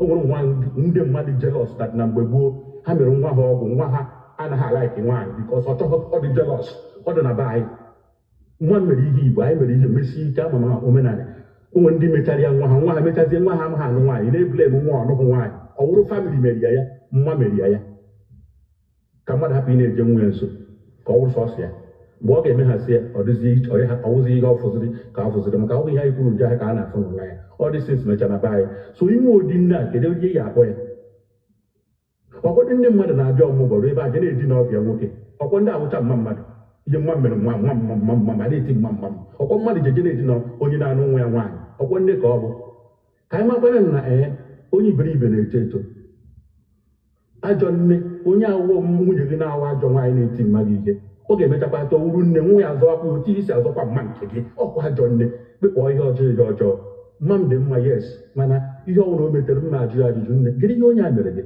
iji mee ihe na be anyị ndị mma na-akụkarị ọnụ mma m na-aka ọnụ ọ na-ama njakịrị mana ọma ya nwunye m ochiri ya ọchị o nwere ka mma ya bikos of otu m si were ha abụọ anyị dị m egwu ya respekt ya mma ọ ma ya o kwesịrị onwe mma edidiri m egwu ya maka mma nke ihe na-akpụ ya bụ mma ana m akpụ ya ọgọ ma today ọ sị asị ya ka m nweziri na-akpụ ya mma na-eme ihe m kwesịrị imeri ọ na-agba m okwu direct n'ọtụnya nwa emere m ihe na-agbaghị nwunye m agwa ọ ka m si ebi ndụ some of these videos, but this one now na story time. Maybe that's another. On my end. Go visit Mama so. When I go recall. Oh, wait, now, when you were. Mute onwe gị. Sorry when you were. Way was not let him long one I cause here. So all this is an oh, now what the chain why because I didn't see him what I hear. Oh, when he ain't got blue with the night one blues or report to all my car here, none of you. Ngari with the banner, and they could have several times. Because I know one guy, one, seen as woman working. And I has one guy as. Oh, when he ain't you any book, I can't complain and I want one working in the year. Oh, when he got I hear one. Oh, when I go. Now we know you like 6. A man got a story. You get a family, I know the only daughter today. Life here, each and every one on our body say. Nana, what here? Only daughter working a below me for get your may or God, or name. Oh my God, I always say, fellow, or my home, I say, I guess, or my home is place with the Yana. Oh, but then a family name, or one with honor, or one with honor, or money for. You remember we all going to dinner with you, so soon never called or you see the guy talking that walk. Or only I got you one leg, or told the family. Oh, we only need an answer on the New York. No, I hear New York, I never call a baby when they took. I imagine why in your neighborhood, you oh, when you in York with you, you know, couldn't walk or body away on your all cast to, and I need to eat. We're not the same. You tell money and you may have with them. I say, naturally, God, do your job and come to eat. Like all here, them solo. So if in a no one, when been and one, oh, my can all their job, no, the upbringing, a family YouTube, family background, don't really want to egg and have to hold when they make work, when they make work, when they need a home, or second an attack it with you. So all these things is done a family. Oh, my corner.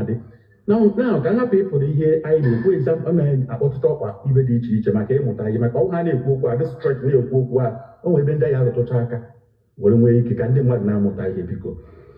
Ndị be anyị tụrụ elu si na ite ọwụna ga-esoro ọgọ nwaanyị gụ na ọgọ nwaanyị ite anya kwụwa ihe ọ naghị eme ka nne gị na nne di gị nwee nsogbu yọba Chineke biko si weziga ya gịnị ka esi weziga ya rentere m unu gwa nke nwoke ohe rentere gị unu si ya ka ị nọrọ bụ unu ọ iwu na ihe anụ di maka anyị na-eche na di wohu nwaanyị eso na ndị si na nwaanyị abụghị ohu igohu nwaanyị ego nwaanyị mere anyị ka ịpụta tatude mkpọ nwunye m abatasị m na ike agwụna ya ihe ga-ajụ ya nne nke aga ọsị mba na ike agwụrụ ya onweghị m ju ọsịkwa ya gbaa n'ezi bata dadị karịa ebe ọsị m ya achọzighị ya aga na-agwa nya sinsi na odi weghachi ọ nabara omiri ya mụ na ha akụ ya ihe so the same time ka m ga-asị gị na onwe ihe ga-eme mmadụ ọkụọ nwunye m ihe onwe otu esi akọ dị akụkọ akọ mụ a na-anụ ọgụ tubi ọdịs ana m anụ ọgụ ndị mmadụ nwere ike nọ hie awụ m onye iwe but ana m bifo onwe igwe ana m eche ike ọkwa nna nkụ onye ọnwụọ nwunye ene ọkụ ụgwọ enu m nwunye ene ana m eme avoid were ọnụ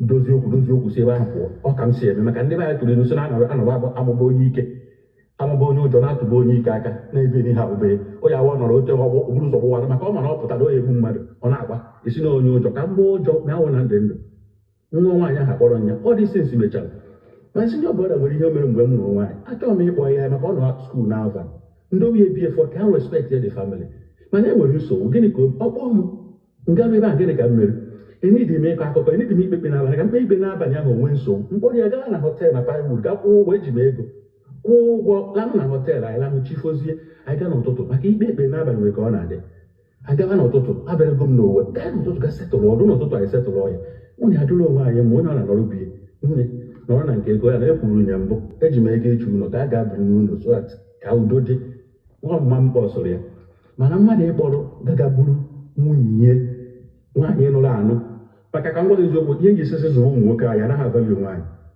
ewere ihe mere nwaanyị ihe nọ na-agwa nwa ahụ nwa wụ last child na famili ọ na mmadụ nwoke wụ last nwaanyị atọ ya wee wụrụ last nwanne ọgụ a na-anụ na-adị mma mụ nwa nwanne nwaanyị ya na-anụ adịrọ mma mana ọgụ nwanne na nwanne anaghị akpọrọ ya ikpe ọkwa anyị nụcha ọ na-ekwu nne m ọ na-ekwu nne m anụ nya jee ikwu nne m ahụ ebe a chụrụ nnọta maka mma na-enye ya nsogbu maka ihe na-ewegodo ngwa ya o ji tọọ m maka nwụ nwoke gịnị ka o ji tọọ m anya anụ ka mma ahụ etikwu ya adị ọ na-etikpere m nwa na-eti n'isi ọnwụ ọkụ ọ na-adị ịnọta ghọtaghị a na-ekpe ụdị ikpe ahụ na-ewe iwe so ọ dị sensị na-eme nna m anọda wọn bụ onye a na-akọ ife a nwere ike ịma na o nwere ndị nwoke family property ihe family ka elere wee ziji obodo Igbo family ka nwee ihe belong to everybody so onye ọbụla ọ nọta jejedo okwu ya na family ahụ onye ahụ slave because na enwere ihe nna ihe dụrụ everybody enwere ka ọ bụrụ unu ka ele maana dụrụ everybody wee kpọgawa obodo oyibo nwoke ji aka ya kwado taa nkwado jebe obodo oyibo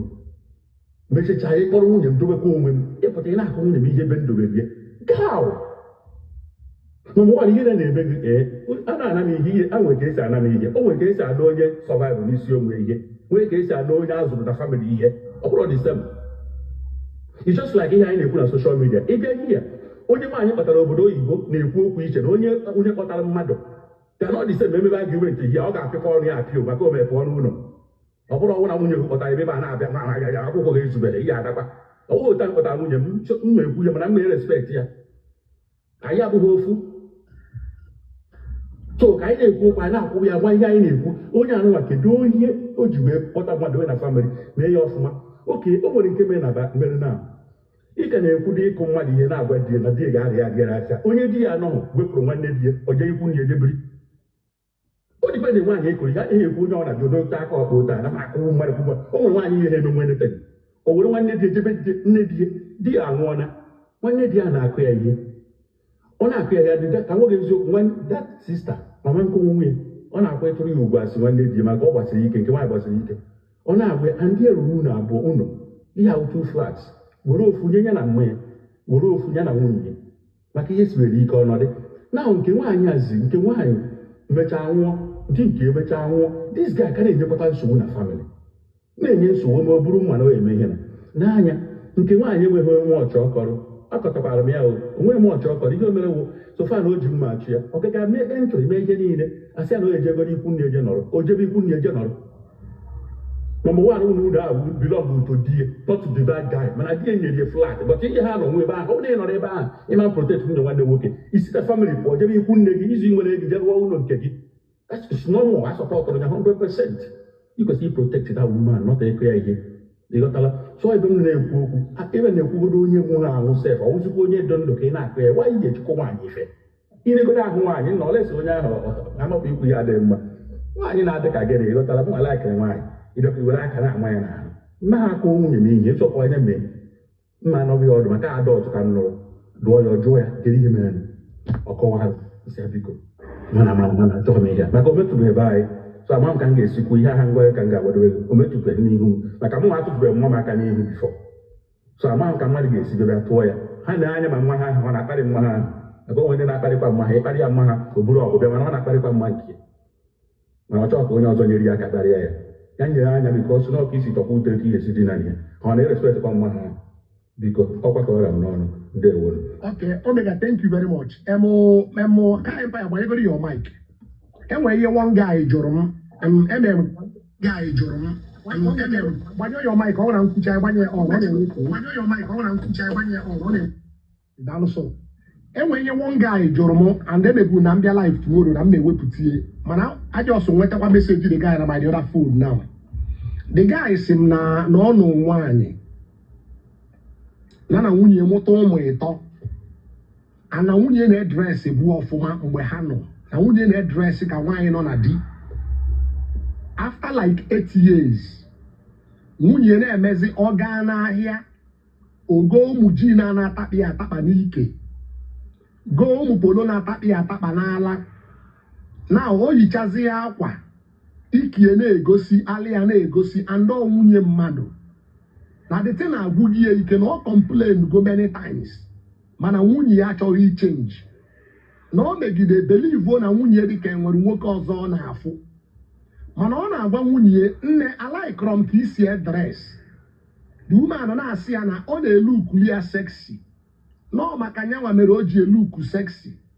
The guy si ya mba na ọ na-idoro iluku da sexy na ọ chọọ ka ọ na-eyiri ya gan na ụmụ ji na ọ na-abụ oyie ọtakpa ya n'ike ọtakpa ya n'ala na ọ laikiri ya na ọ bụrụ na ọ chọrọ ịkwụsị dres be ka o sie dres bifo na ọ dị sorry na ọ ejikwa maka ya sendie ya be ha na ya chuzuo between the marriage ọ ị na-edres ka nwaanyị nọ na di. The woman na-ajụ the man na-agwa the woman si ya change ka isi dress the woman jụ the man si ya okay choose between marriage ya and otu isi dress before you marry them the woman bulu akpa ya na be ha the man reach ye bu na ajum si m oduko o mele ihe ọjọọ na nwunye na dress ka nwaanyị anọrọ na di ọgwa the woman na otu o si dress na ọ laikiri ya change ka o si dress ọ ya buru akpa ya na ruo be ha na enwere ihe ọjọọ mee so ihe na-ajụ gị na nwoke onwekwa right ịgwa nwunye akwa anyị na-eyi alaikọrọ m ya onwekwa the right.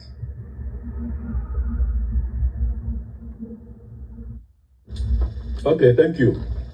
Can be done from maybe say na the woman go to change go see addresses.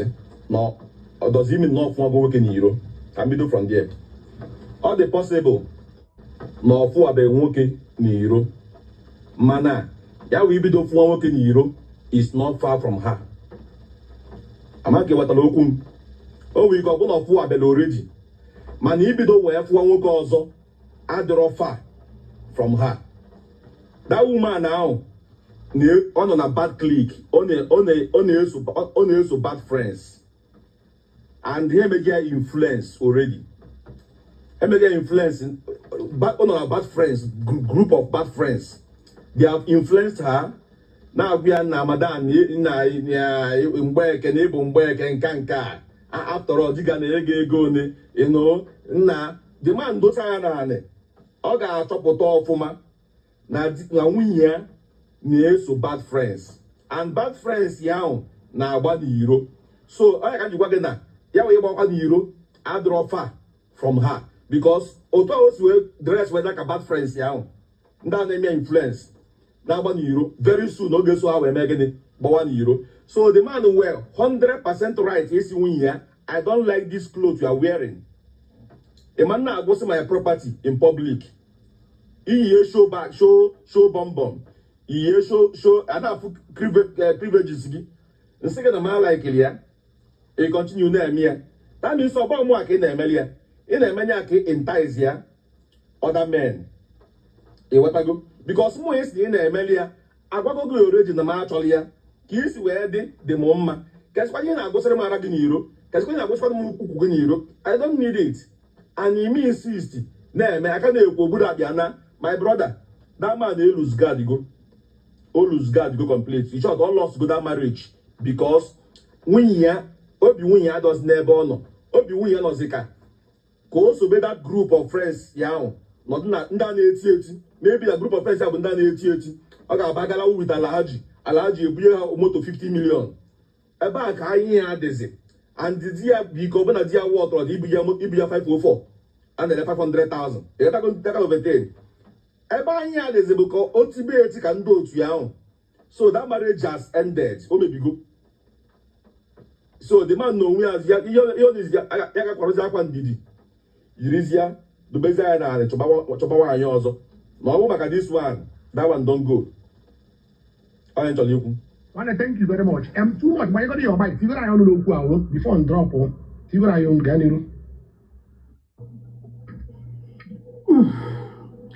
Nwaanyị nwere otu o shile dress and di ya like ya otu ahụ anọkatazie ihe change dress code ya changezie then di ya abịakwa gwa ya si ya nne alike ime otu ishe ejike kama ọ ga-edere du ya akwara ngwongwo ya laa oge di ya sịrị ya ị ga-choose between more and otu ishe na dress o jile n'aka ya kwuo ihe ọ chọrọ ọ gosiri na ike agwụgo ya n'ime ụlọ ahụ maka na nwoke lụrụ gị nyere gị aha ya ịbụ nke ya nwa onye mbụ ị na-edresịrị agbanyeghị ị na-edresịrị onwe gị mana ị na-eme ya n'ụzọ di gị laikiri tupu gị bata na ndụ nwoke ahụ o nwere ihe ndị ọ hụrụ n'ebe ị nọ o ji were bịa which dressing gị so na one of those vital things ọ hụrụ were bịa then gị bịazie na-deviate from that particular dress code ọ laikiri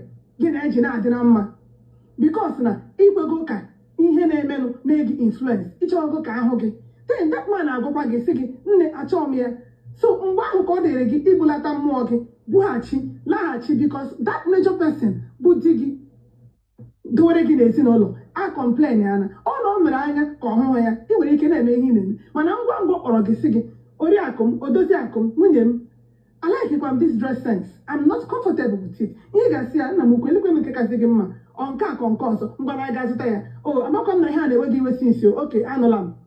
Man, I'm going to apply. That means over the negative influence.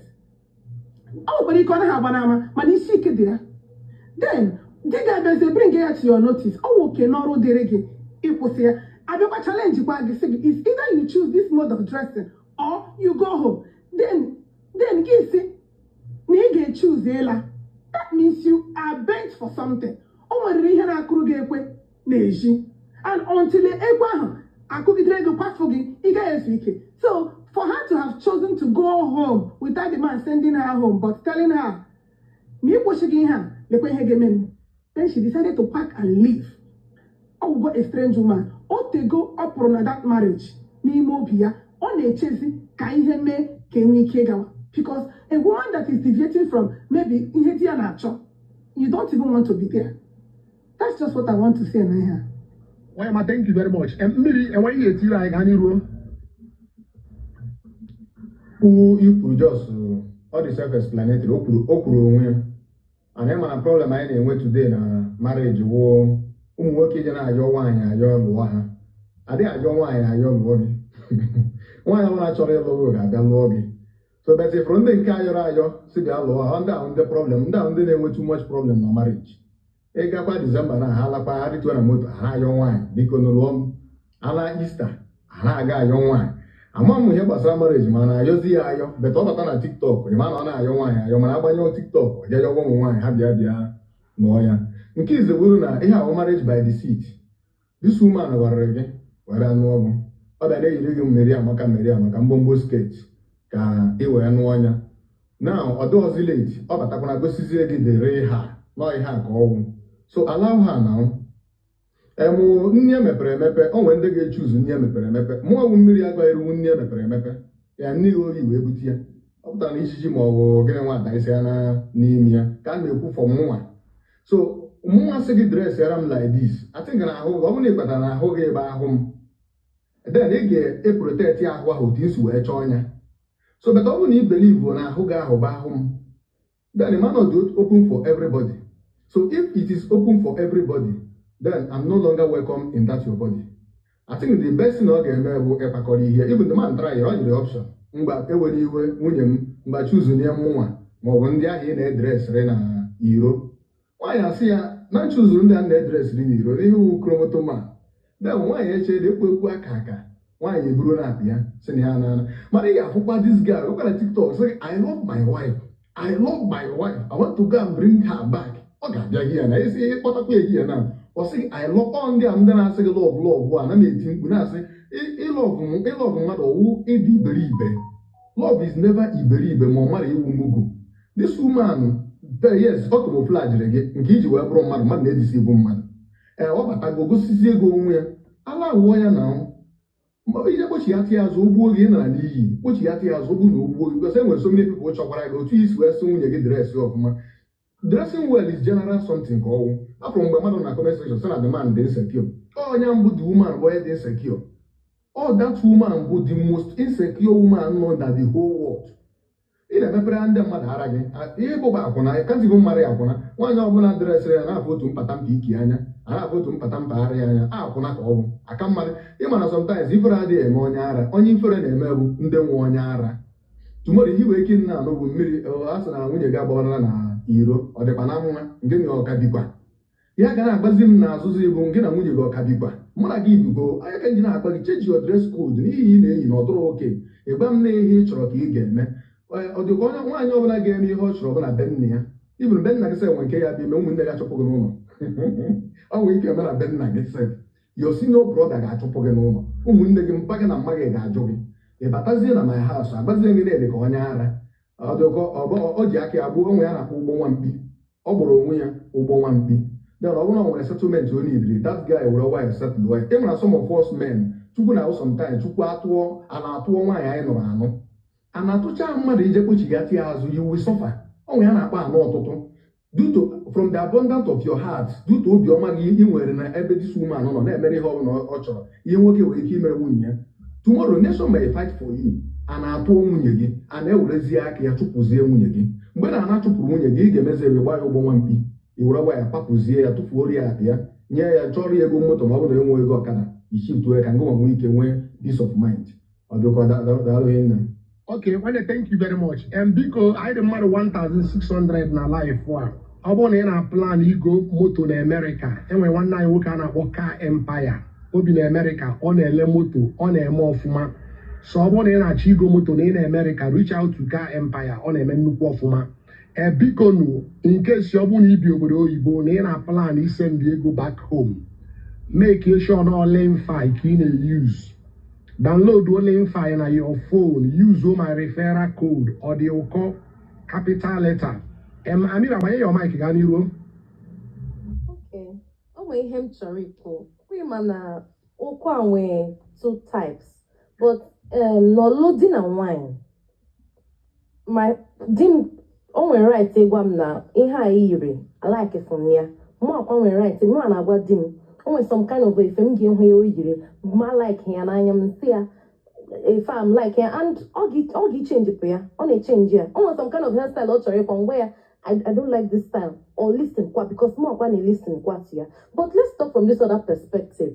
O nwere cousin m nwere di ya na-like nwunye ya ti mvọ aka iti eyelashes makeup ihe ndị a niile but the girl noticele na ụmụ nwaanyị ọ na-akpọ n'ezi ọ na-like ọ na-like ya n'ezi that is ụmụ nwaanyị ọ na-akpọ n'ezi ọfụ ha that they look good ọ na-like nwunye ya earring ọsị ndị ọ na-akpọ n'ezi na-eyi earring ha bịa ha eme makeup ha dị oke nnọọ dịrị sharp otu nwunye gị nke lụrụ n'ụlọ isi ya achọ m ka isi ike achọ m ka imeke achọ gị ka a ga-ekwu na uduka situation nke because that man mere gị complain ahụ anyị anụghị from ọkwa ị na-ekwukwa ya nga si okwu nwe two sides anyị anụghịkwa from the woman before ọkpara mgbonwo ya lawa ịma ma ọfụlụ uduka ihe ha ọsị nta o vuru ngwongwo ya naba so in a situation like this di ma na-alike nka m yiri earring but ndị ọ na-akpọ n'ezi ana m afịa na-akpọ ndị nọ n'ezi ha na-eyi earring alụkụ gasha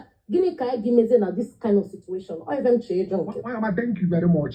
The man wetara anyị complain ọ bụrụ na nwunye wetara anyị complain anyị ekpebe dị ikpebe zọ na nwunye gwara anyị na ọ na-complain na di ya enwere ihe ọ chọrọ ime the man si anyị na ọ nụrụ nwaanyị ha mụta ụmụ na-abụ na before ọ nụọ nwunye na enwe ka nwunye si dress and ọ like ka nwunye si dress and ka nwunye si dress so na the main reason mere o ji wee nụọ nwunye na ọ na-agwazi nwunye ya chenjie akwa ahụ ọ na-eyizi na ọ laikiri ya na ọ na-abụ onye nwunye ego ya ji ego akwa o ji ogo akwa na-atakpa ya atakpa ọ ihe the man gwara m so enwere mgbe the man si na enwere ihe nwunye na-complain na enwere ihe nwunye fụrụ ọ na-eme o nwere mgbe o kwurie mana ọ sị m na ọ gwa nwunye na ka o si dress na ọ laikiri ya na ọ sịrọ ga-eyi na trọza mana eyi na trọza ya n'ihi ya ike ga na-egosi ọ sịrọ ga-eyi na top mana eyi na top ọ ya iyi ya ala ga na-egosi na ewu married woman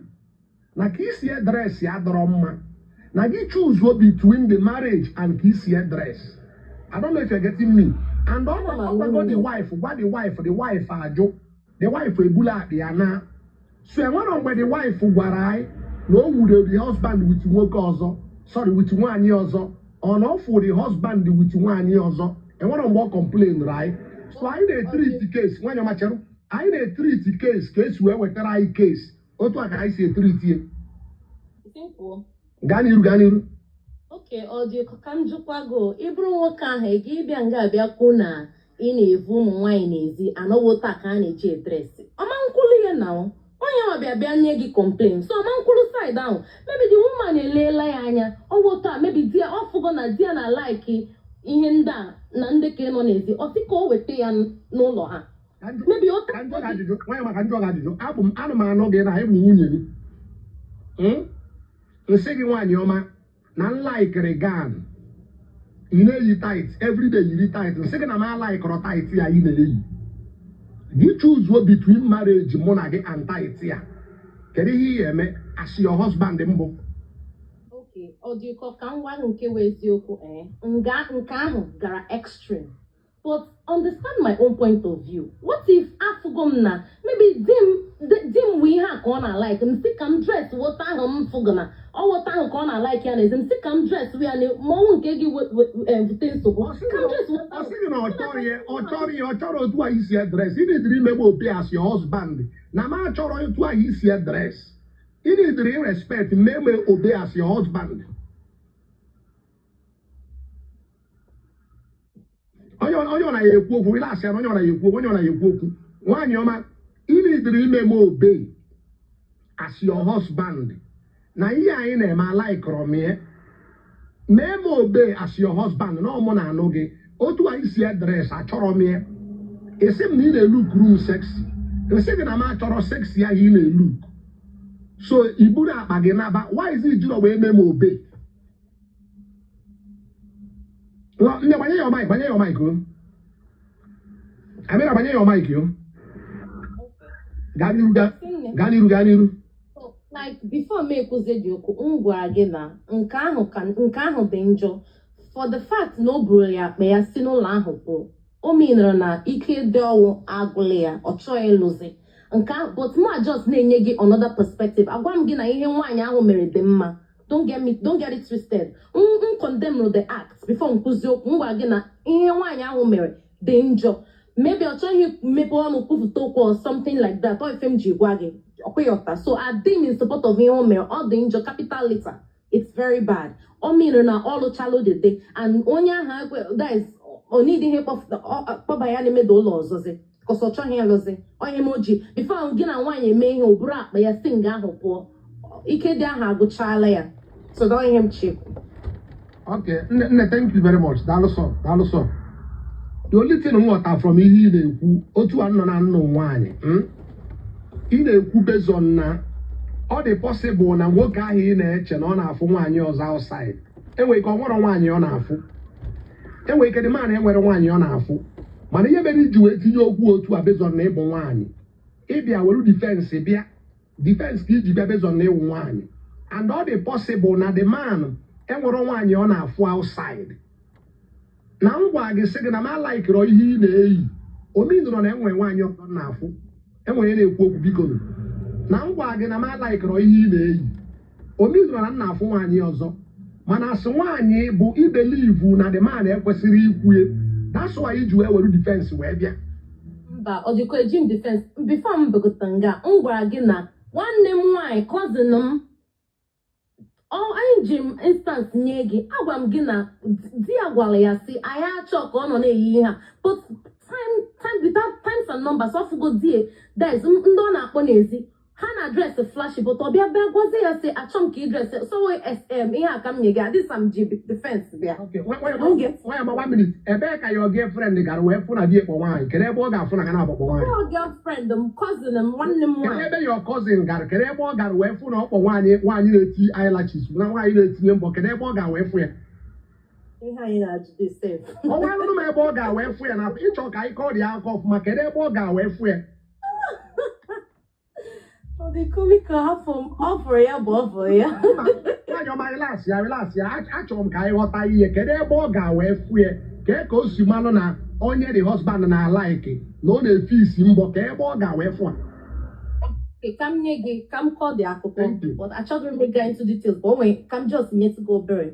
So nwanne m nwaanyị a di onye police o nwere mgbe o mere dedication because di ya na like big party ihe ndị a ọ na like o nwecha enyi nwoke karịa nkarị so mgbe o mere dedication ha n'ụlọ ha so ọ bụrụzi na guys ya nwachichara ihe nri dedication ha kpọrọ ndị shiri nri dedication shicha nri dedication abịa mezi na o nwere onye bịara na dedication ahụ o nwere otu igiji ahụ movement ị mara na o nwere ife na-eme o nwere onye bịara na dedication ahụ enyi nwaanyị die onye ahụ bịa nyewezie ya attitude that is ọ bịa pick point ọfụgo science mbụ full that is ọ mago na die onwoto die so onwoto onye ahụ jere ga ọghọtazie na onye a friend ga die onye a na die na-akpa ọkụyọta achọ m itigo but ọ ma ama onye ahụ bịa sef bịa put tinyanwa ọzụghị ya ezo sef his own years. Come man at dedication here 2 years ago. When you my relax ya. Ke si dey sure no onya be other place no you wan need die. Because all the possible na hana ba die. All the possible na the husband that die that girl. No why you machero? All the possible na the husband that die that girl. No normal friend come and invite you. They are all the possible.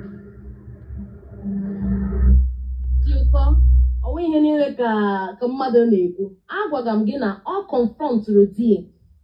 Before you okwu a, ọ dịgo sure. Ọ onye ọ confrontụrụ di ya. Di ya ọ dị nice fie. Ọ ma na ha egidere ya na Siki 1. So ọ dị nice fie. Ọ fụrụ ya fụ confront ya. The thing na-eweta problem mgbe ahụ. Ọ bịa yọwazi ayụyọ. So ma ọ dịghị ụta ahụ ọ gaghị yọ ayụyọ. Ọ ma na ọnwa onye a ka di. That's the girl sef bịa zie onwe ya. Ọ bịa gụzie onwe ya ka ọ mara na onye nwa di na ayị. Ọ ha edịghị ya. So ihe mediga ji ewezi iwe. Pụta ọbịa n'ụlọ sị m na m niile ke but lekwa ndị ọkpọga n'ezi. Onye m ji nye gị that instance. Okay, Oyama, thank you very much. Nwoke ọbụla na-awọ bata na bie, ọsị nwunye ya efisi na wivon. Ọsị nwunye ya eyi na trọza. Mana ọ na-ebu nwaanyị na-eyi trọza na-efisi wivon. Ịma na nwoke a awụrụ ezigbo mmadụ. Nwoke ọbụla ya awọ bata na ya, ọsị nwunye na-adị ka mgbe eke. Mana ụmụ nwaanyị ọ na-ebu outside ha adị ka mgbe eke. Ịma na dama na abụrụ ezigbo mmadụ. Irigo oke na. Nna irigo oke. Irigo oke na afọ irigo oke. Okay. Nna irigo oke before you ọzọ tinye ọnụ irigo oke. Adị m oke ọ dị ụkọ. Mana the truth of the matter nọ dị ya na bụ na ị nwere ike ị na-asị nwaanyị ihe fisi na mbọ, ihe fisi na anya, ihe yi na trọza takpala atakpa, ihe luku na sexy.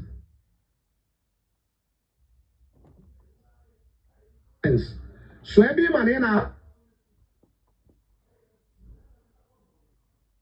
ọ kwesịkwala ịwụ your wife yie ya like ya because ị nwere ike si your wife ya na-edress ka mgbe eke ịpụzi outside na-achụ ndị luku sexy o make no sense. Ugosi mba gbanye your mic yo.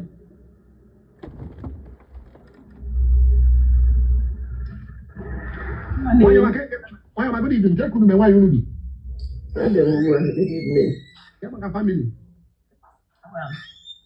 Okay, let's see now on Gani room. I'm live stream. Ihe mere na alikere m ihe niile mere ebe a taa because ajọ sọmfu ụmụ nwoke a na-akọta ụmụ nwaanyị ka ha na-edifende mama ha taa. I was like, anyị niile wụ nwaanyị. Since ụtụtụ m nọ ebe a, otu a ka m nọ na-ege ndị niile na-edifende mama ha taa ma na-akọta ụmụ nwaanyị ndị ọzọ. We are all mothers. Ọ ihe nwere egwu ụlọ. Apụtala m ka ụlọ dị. Abịa na nke a nwoke nke anyị kwuru na ihe mere n'ụwa that marriage dị bụ nwee problem. Ihe awụ ihe ga-esere di na nwunye okwu. There is a crack at that marriage. Ha nwere foundational problem. That's why apụta ebe ọ ga-abụ nwoke si nwunye edres dị n'otu ọ wụrụ ihe nwaanyị ga-eji pakịrị akpị ya na nyowe ha kọbere ụlọ ihe ewu dị a major problem. That is not the major problem. The marriage nwere crack. Gwa the man ya call more clean, ya call the whole story. Ya call the story the larger than that. Because before he wrote they said you do that for Agana fa. By the way, today is my 20th wedding anniversary with my husband and also my husband's birthday. Wow.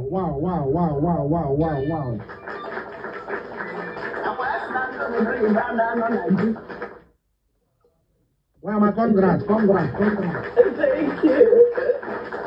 Thank you. Congrats. There are a congratulations in the comment section. There are a congrats in the comment section. There are a congratulations in the comment section. 20 years anniversary and 23 years of togetherness.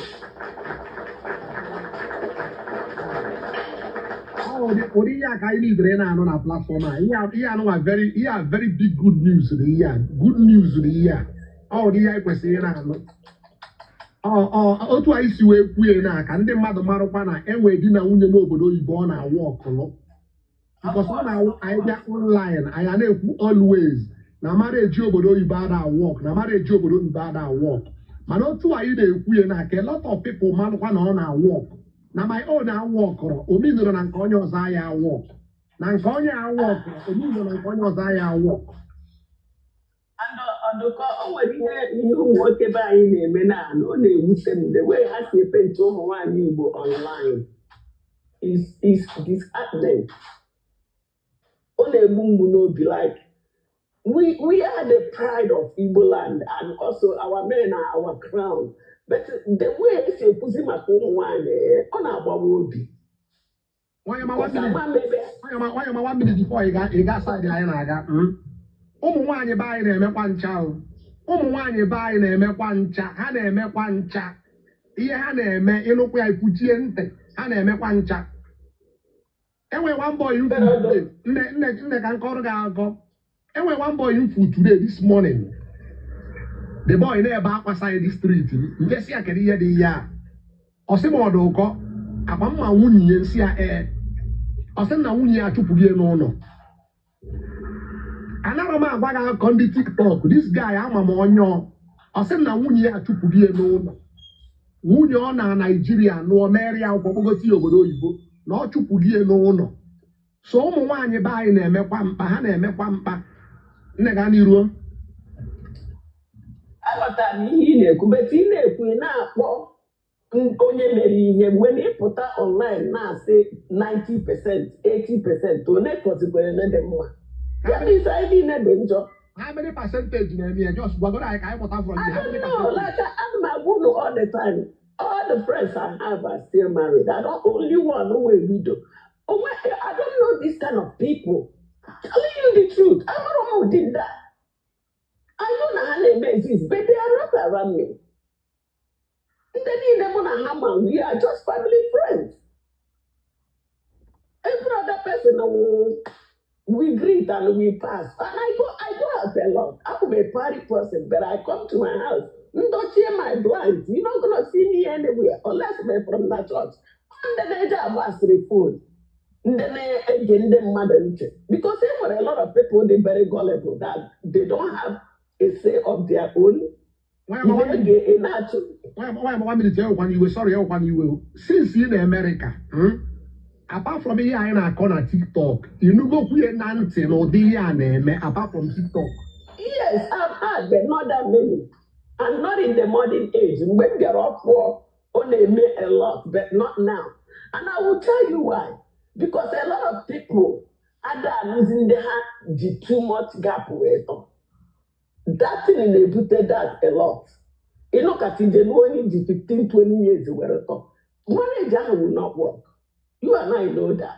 But when the age, the two close or similar to each other, those people perfectly live in peace. I'm telling you the truth.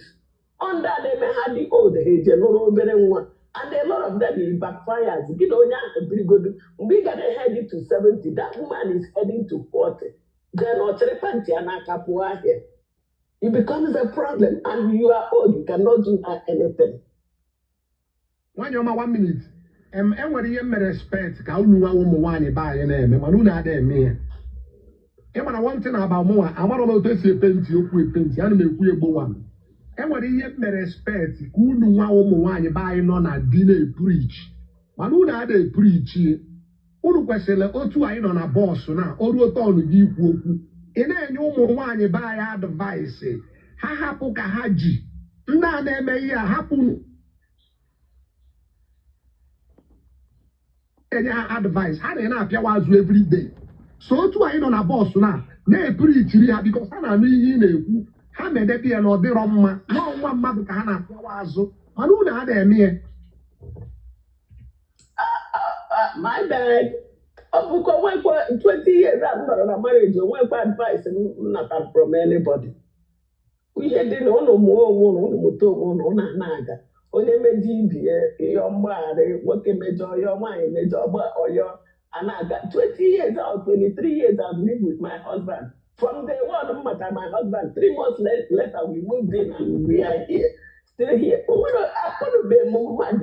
Why am I for problem? Why am I for the problem? I know when I wanna get it up on my man from your experience, your best year and you want advice from your own experience. What is the experience and you buy your advice? Where do you buy your advice? I'm gonna be advice, marriage advice, by getting a child here, not all the poor cut, but don't work out. Okay. I pay for you and why am I for side it you Agwa munu, enwe you kwesịrị na-eme unu ada eme and ọ bụ unu wanna go na marriage 20 years. Ọ bụ unu ada correct nda. Otu aka anyị esi na-emebi aha ụmụ nwaanyị Igbo. And ekwu na arụ ụmụ nwaanyị Igbo a na-etinye ma gị nwa ma onye ọbụla. So ị kwesịrị inwe nnechere ọ kwesịrị iwu enwe na arụ opportunity ị nwere to advise them. You advise them. Biko nu ọ bụrụ na iso na ndị na-eme ụdị ya ọ dịrọ mma. Enwere ihe dịka good marriage, enwere ihe dịka family dị n'udo, enwere that opportunity nye ha advice. Ọ bụgo na ha nọrọ mana kwupie. Okay, I will say that. Biko na ụmụ nwaanyị na-eruwere n'udo n'isi. Ọ dịka ụmụ nwaanyị wee na-enye advice akpọ akwa na phone. Ọ dịka akpọ na phone.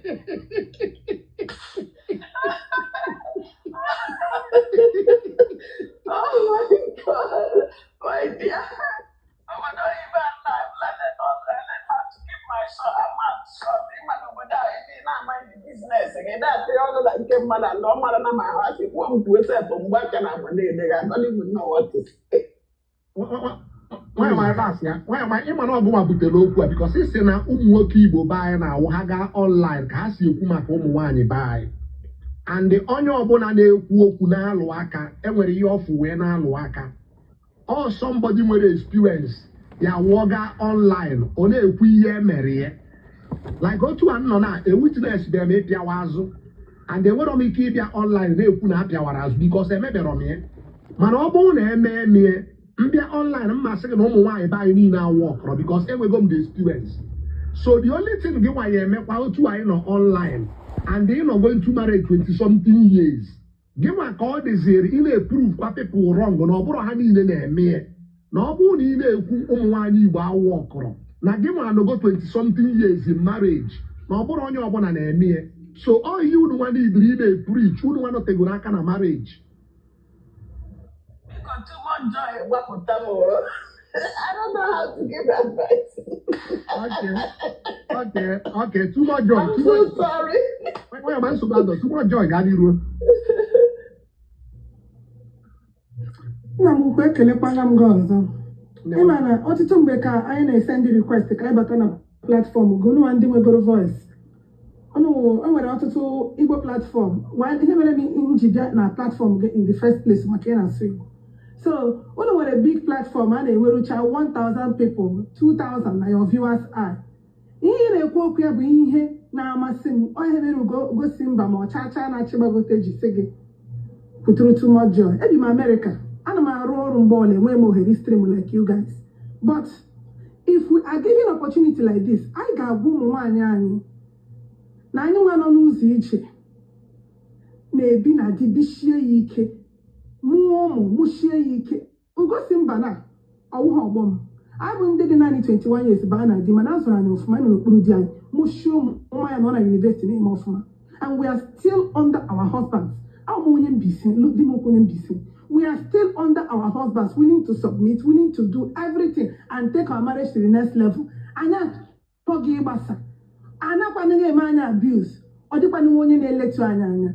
There are a lot of things I may try for in a marriage. I got chalk and share. But when you are in a pause whereby I draw the question, you got a teaching at the case study with a poor. You got chalk you go here, I draw the Kohara, major onye host. Because more now, before America now buying to healthcare, I used to be a chemistry teacher before. Because I need lesson plan. You prepare your note of lesson before you go into the class, right? So that you don't deviate from the scheme of work and syllabus to guide you. So So otu ahụ dị na bọs a mgbe a bịa na bọs a ya enweghị ihe ị na-ekwu Joy cannot deviate from whatever the host is saying because that is the principal focus. That is the thing a na-atakọ mgbe mana ọ na-ekpọrọ okwu aha na like mgbe a na-achọ ka apịachie mgbe nwanne nwaanyị amịra na ebe a o nwere okwu kwuru strikere m differently m chọrọ ka m nụta aka but I have no place to say it. Even while I was raising my hands in the background more than 10 times, I was not even noticed. So, each one can each other no joke. More evidently on my platform. We go simba their way. Ask him, can I go kwa? Can I go one you test your aludi? Can I go one tips in the walk around? More about that Christian daughter. How about that? And then when he had a young wife organization, and don't like marriage, 15 years below, or more than even as Nankapi America. Ana m achịkọta conference na-aga n'ihu na enwere m classes and lectures na ihe ndị akpọgo resource people ndị ga-akụzi ihe ebe a. I am sponsoring it from here in the women conference for this 2026. So ntọala ndị anyị na-atụ na back home na St. Clement ebe a na-alụ m church m na home church m I bring it to them ebe a I bring it over there but we are not privileged to hold life to have so many people in the viewer's eye and to educate them. Then ebe anyị na-achọkwanụ ka anyị mee ya na platform anyị people will always shy away from it. Other than that, life I got 3 times this year. People will barely anchor Nankegi because most of them will not anchor there. They will just come in and go. It is even hard for them to tap and support you.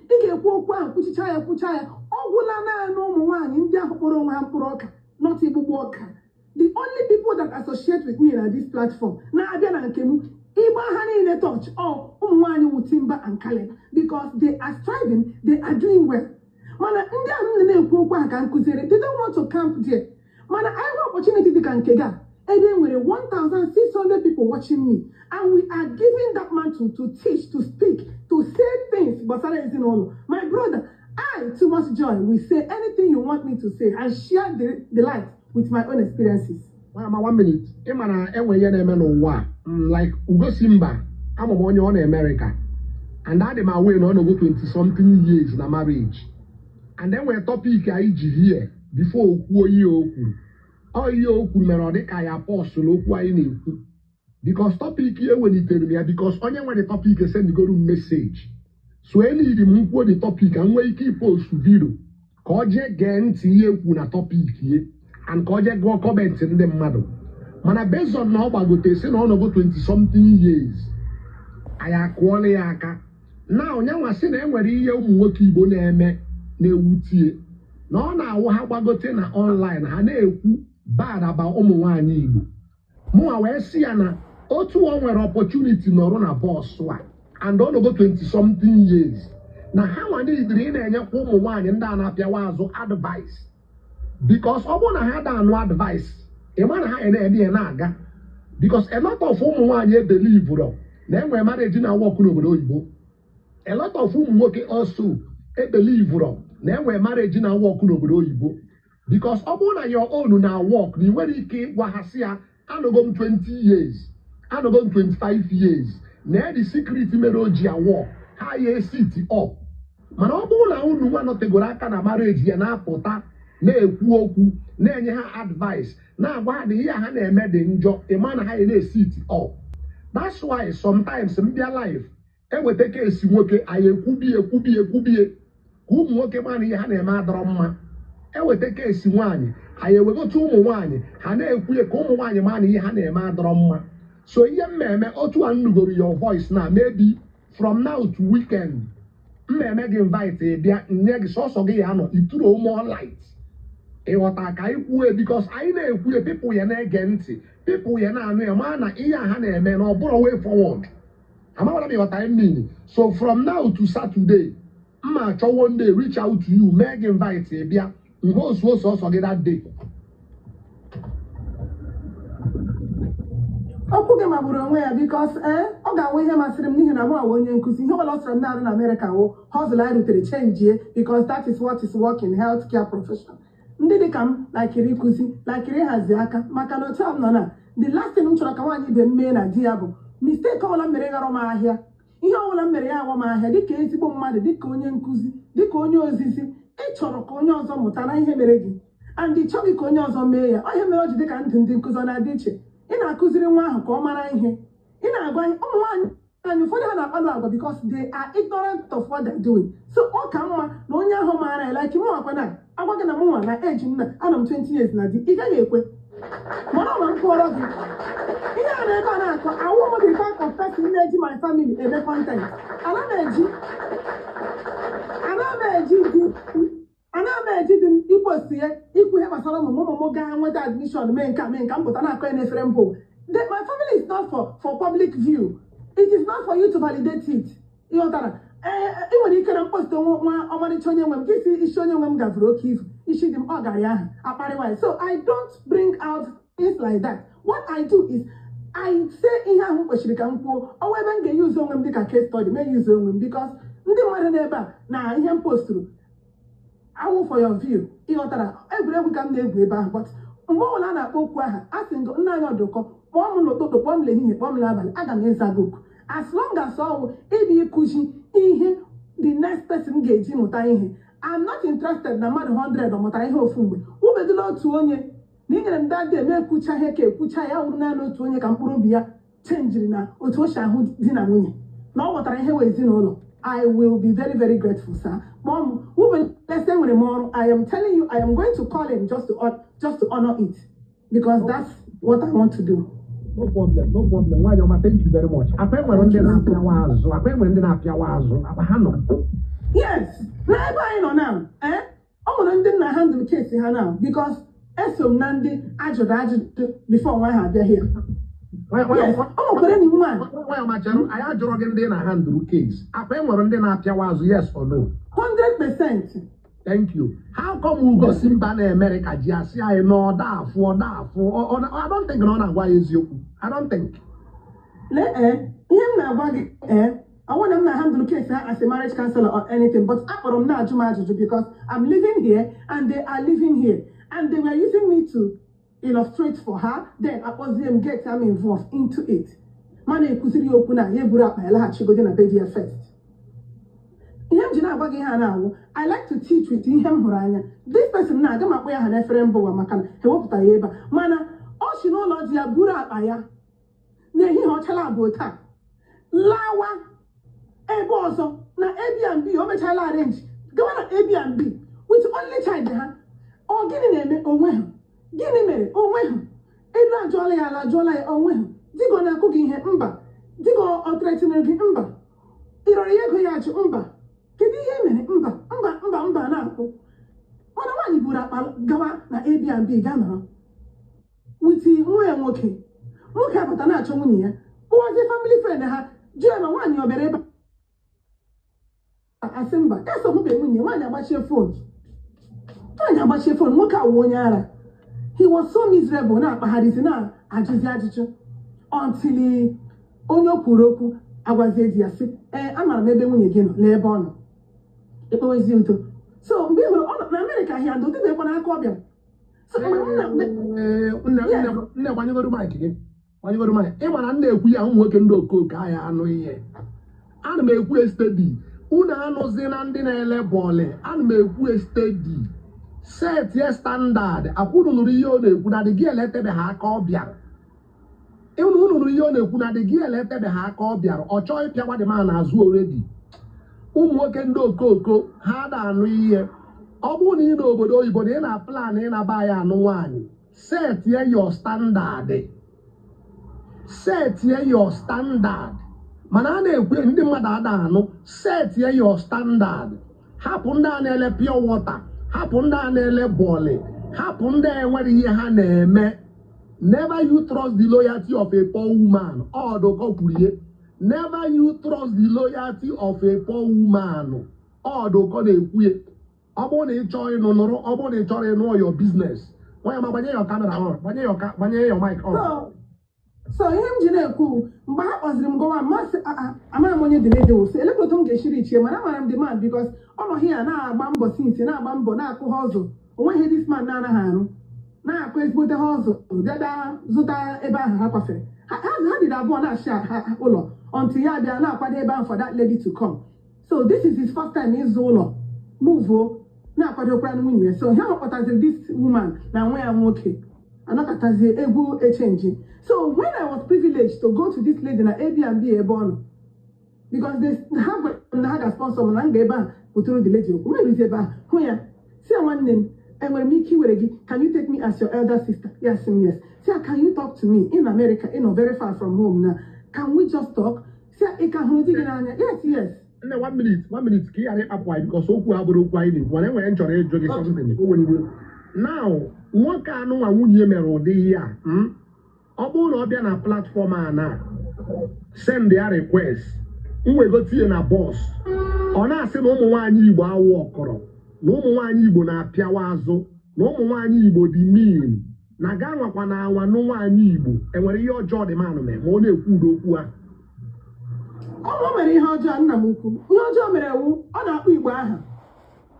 Ị ga-streamline okwu gị. Ị ga-asị ụfọdụ ụmụ nwaanyị ọ bụ dịkwa gị mma ị nwere ike sị ihe a bụ ihe mere m na onye nke m mere m otu a ka ibiri nga ya hụ esi ụfọdụ ụmụ nwaanyị inyeziere anyị aka sị ihe a bụ ihe nwunye m mere m it will help us to bring it home amara na o mere gị n'eziokwu mana na-agwa gị na ihe a mere this brother ọkụ anyị ebe a onye ọbụla ga-asị ọ na-akụ eri because ọ dị ka movie nwaanyị ọma ọ bụrụ na dịtị mmemụwa wọdụ ụkọ mgbagote na bọọsụ mma na-eti ụmụ nwaanyị Igbo awụ ọkọrọ mmasị dị nwunye m mmasị ụmụ nwaanyị Igbo ugbo mgbo klak ma ọ mee m so ọrụ unu nwa ana m agwa gị pịọ ọrụ unu nwa nọ na di na unu nwa nọgoro 20 years na marriage unu nwa nọgoro 15 years na marriage ị na-epuri ichie ka ọ na-aba ndị a isi unu nwa nọgoro 10 years na marriage unu nwa nọgoro 20 years na marriage unu n'idiri unu gbagote na platform unu na-preach to people because ọ bụrụ na na-preach to people na marriage na work n'obodo oyibo a lot of people na-believe no business ka a na-eme a lot of people na-believe na marriage obodo oyibo no business ọ dị ka otu agosi mba nọ na asị m ya were 2 minutes nye ndị advice dụọ ha ọdụ ọsị mba ọ bụrụ na enwe nwaanyị nọ na platform a onye believe na ugosi mba nọ for business ana m agwa gị pịọ ọ bụrụ na enwere young girl nọ na platform a mgbe anyị si ya were 2 minutes dụọ ha ọdụ nye advice ọsị mba so ọ bụrụ na m bụ nwaanyị na nna achị onye n'obodo oyibo mma asịkwa na business so biko na ọ bụrụ na ị nweta opportunity ị na-adụ ha ọdụ ka anyị na-adụdụ ha ọdụ because the thing is too much okay when you're around up because actually end life ka mmadụ na-abụtụbara ya ọnụ. Okay, so this lady ugbu a mgbe m bịara na-emezi ya evaluate mgbe ọ kọchara m ihe ọ na-akọ nne m bịa na-eme this girl assess bịa hụ na onwe dị majorism mana ọ gara banye a certain fellowship ọ banyere a certain fellowship aha ha na-azakwanụ bụ aha gbasara Chineke ị gaghị suspect na mmadụ nwere ike ịzụ asị mmadụ from there. Kedu the name kpọrọ anyị the name Chineke aga m achọcha ịkpọ okay ọ bara ihe a na-akpọ Sisters Fellowship ahapụọla m ya ebe a achọghị m ịkọtọ mmadụ mana ọ bara ihe a na-akpọ Sisters Fellowship ọ dị ka ha isi Ọnịcha or I don't know where it came from ama m ebe the church the fellowship shi ma ha na-eyi efe white nwa ejikwa isi that their mom ise chicha ya ha na-eyi one white and blue I don't know how to describe it, but I had the fellowship with Sisters Fellowship, and how they mean I put it to you, the church by the name. I put it to you. Fellowship is the name. That's Nigeria. Fellowship. That's the name. Chelono. Ndị London na-aza dịgbakwa ọkụ. No, it's a fellowship. Nwaanyị ọma chelono. Anyị na-arụ ọnụ platform. Anyị na-anụ the name. London na-aza dịgbakwa ọkụ. Ndị Canada na-aza men must go down. So gwa ya aha nke America. Nna m ukwu, I don't belong here. Ama m ihe a na-aza na America because I don't associate myself with anything that can destroy this my heart. I protect my heart so jealously. But I'm telling you that the name of this association, mere this lady, Jinora, onye na-akpa and then tire na that association, Sisters Fellowship, by one Mommy Chi or Mommy Che, I don't know. That is the name. I had the fellowship with Sister Fellowship. And they put in a uniform, huh? Or we in the church. Or we get gang up or something. Or we in the debate walk. It is something that I will put a couple of accuse in it. But how is it about? How they met any? No, that's no. How got no onion car? Gary already after 1 month. I got no onion cause like people got meeting. So the lady na-akọwatara m that na mgbe ọ na-agwa ya ka emezie nke a mezie nke ọzọ na ndị enyi ya ga-achọkwa ya were bịa na ọ gaghị eru ya n'aka na ọ na-eme ka ọ na-aghọta ihe ọ na-ekwu iwe a na-ewezi ya si ya what? So association ịbara n'ime ya ichewela otu iche host ha, you are not even clocking in and clocking out except nke enyere gị, and you think that leaving the house will bring your husband's attention. Don't do that. You're still new here. If they wait to Wedala, and all the ngwa gị with such a fellowship, can't say that a mother recommended your house from Nigeria. Na kama ọ ga-anọrọ naanị ya na-adị lonely, na ọ ga-ebe ahụ na ọ ga-aga ịmụta otu ọ ga-esi na-enyere aka n'ezinụlọ ya. Mana ọ ga-esiri ebe ahụ instead of ịmụta ihe nwa na-akụziri ha, ya esiwezie ndị nke nwere otu ha si na-akpa agwa bịazie gawazie n'ezi gaga ịnọrọ without ụlọ ya. I'm glad na ọ laghachila, but with this step o tekiri na ụjọ dịkwu di ya. Nwaanyị ọma ọnwụ n'ọdụ ụkọ o ga-esi ebe a wee naba. Ọ bụrụ na ọdụ ụkọ global ihe anyị na-akọ akọ mma ngozi na ndị ya dị for the fact na ọ nwee mind pụọ o ga-esi ebe a wee naba ma ọ bụrụ na ọdụ ụkọ global. That is the plan now. They are saying an old now for her to have come here. The man is she weak will tell me. the man is a weak no, man. I think he weak. The man is a weak man. He's a weak man. Oh, what he had a plan. Oh, what he had a plan. Man got question about, but Nigeria said one of it. Osia, no one and Ola Kagadio tap. No Galam Zuno. Kayana got a lot of diggy feet in a back. Or you know, Yana, what will happen? So, Chen, oh, we have a kind of Nimiana. So, and I live and Oprania been a different state from Ebaid. So Oprania na give them a sonda. Hana chinwe a kind of family get together because of this matter. Makana waka hansena. Everyone then will keep on way ga na A, B, and B. Now the worst may happen in future. So they are tackling it in their own way. But I just want to bring to you that now these ladies can come innocently and be brainwashed negatively to do something wrong. So that is the reason why we should speak. So that people will not be gullible. Why am I 1 minute? And what on your watch mother on your shoe on your she? And what on your name mother watch? Why you on your shoe on your she? Why you criminal? Why you wait the lima? And what on your watch? That woman with agenda from Nigeria. I told him I paint your paint. That woman with agenda from Nigeria before. And no agenda home where Ojuwebia culturally me. Say what do you brainwash? I don't see brainwash, a man I paint to your paint. That man, he made that woman accept back. Or Batanaya there, go see that man is weak. I go and get pure. The man with the weak, or the opponent, just scan all my face, so the man with the weak. Take my wife, we see all on Jewalo. At the end of the day, or again. Plan ọzọ ji bịa ịma weda ma ọchọ ọbịazi ka o mezuo that plan ahụ o ji maka ya wee bịa. That man ekwesịrị inye that woman second chance agwa ngị pịọ. Ọ na-akọ na ọchọ.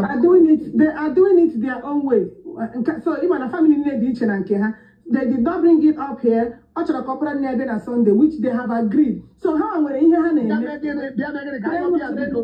That's what I'm telling you. I don't know ihe ha na-achọ ime, mana ha nwere ihe ha na-achọ ka ha mee. Which are they remain poteba biakawa, which I don't even know. Makaka on a Sunday, kahage make that thing. So then I was still in brainwash with the lady. I'm trying to tell you, no one ended the comment section. Now FYP, this Gen Z, people have brainwashed them. People have told them the wrong way to be in a home. Some of them should have broken home. Some are traumatized. So we need to be sensitizing them. I'm not talking about this same lady. I'm saying that there is need for sensitization on big platforms like this. There is need for one day as in Madioli. I want to know what kind of Mazoli. No, I'm not talking about the lady. Onye ọwụna nwe onye oshi gbasicha ya onu ọsị gị na ọnụgo oru eji ọbịa kwa ya n'isi oje zuo oshi. Onye oshi wụ onye oshi. That's the truth. Onye ọwụna nwe onye oshi wụ onye oshi. Mana aghọta m ihe na-ekwu, unu chọọ ị na-ekwu ya, ọ ya bụ ka ndị mmadụ na-anụ, ka ndị mmadụ na-aghọta. Aghọta m ihe niile ị na-ekwu. Mana nwaanyị wụ onye ochi wụ onye oshi. That's why m ji ekwu, ọ bụrụ na ị bụ nwoke set a standard. Because he set your standard. Ihe niile anyị na-ekwu nwere ike onye na-eme. The problem anyị na-enwe wụ na ihe esi obodo oyibo na Nigeria. General somebody bụ na nyanwa ka the family hope ka ọ kpọpụta ha from ụbịam ị na Naijiria nụọ nwaanyị and the family hope na ọ ya alụlụ ha ụlọ hope na ọ ya akpọpụta nwanne ha obodo oyibo hope na ọ ya ebidoro ha biznes ka ka the marriage ya esi work ọ ya work. That's why ndị asị set your standard. Ọ bụrụ na ị set your standard enwere many things inwe ike ime.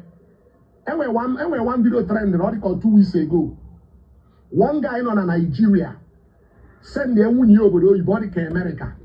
At the end of the day, the woman anụ onye ọzọ. The guy pụta na online na-ebe akwa. I wetara the topic ebe a treat ye. The day anyị na-treat the topic, agwa m people na that girl ejege America build onwe set your standard ya. O mego travel build onwe set your standard. Mana ụmụ nwoke okoko ụmụ nwoke ndị mugwu ihe ata ụfụ nweta ego ihe ata ụfụ nweta documents ihe ata ụfụ build onwe gị set your standard ọwụrụ problem. Why am I going 1 minute? Ka Empire, why go your bike before you pull? Ka Empire, enwe nchọrọ ịjụ gị nọkwe. Ka Empire, enwe nchọrọ ịjụ gị nọkwe. Nwanne gbanyegoro ya nkwuchi anyị gbanye eweniwe. Nwanne gbanyegoro ya nkwuchi anyị gbanye eweniwe. Thank you. Nwanne na-alụsọ ịnọkwa America. Otu anyị nọ na story a nwanne anyị nwaanyị kọrọ o mee gị. Ị kwesịrị ime the woman accept back nọrọzi asị na ha na-ekpe udo.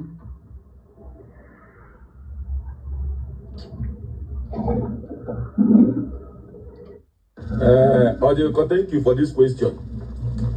Here, Mele na mu amanyedi the chance ka o media me atọ.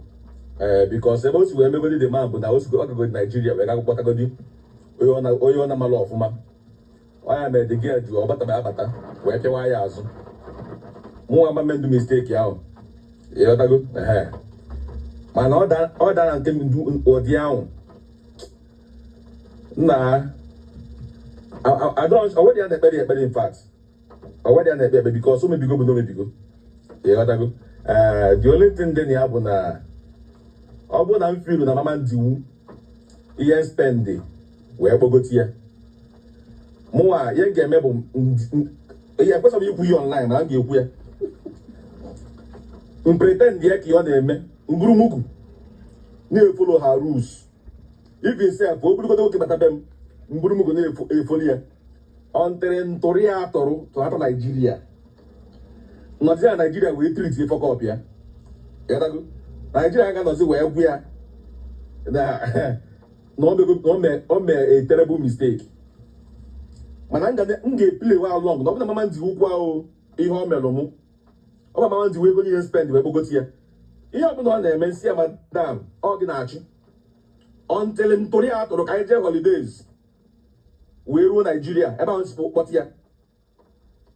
Hey, brother, I don't show a court to get what time maybe here before near the court. I was going to be in my party. I'm in yet I got Zaki. I be the one you see. The how we are process in the America. You make sure that I'm not be out media. We go to America. Yaji Zakia, or I will Mpia, but I'm earlier.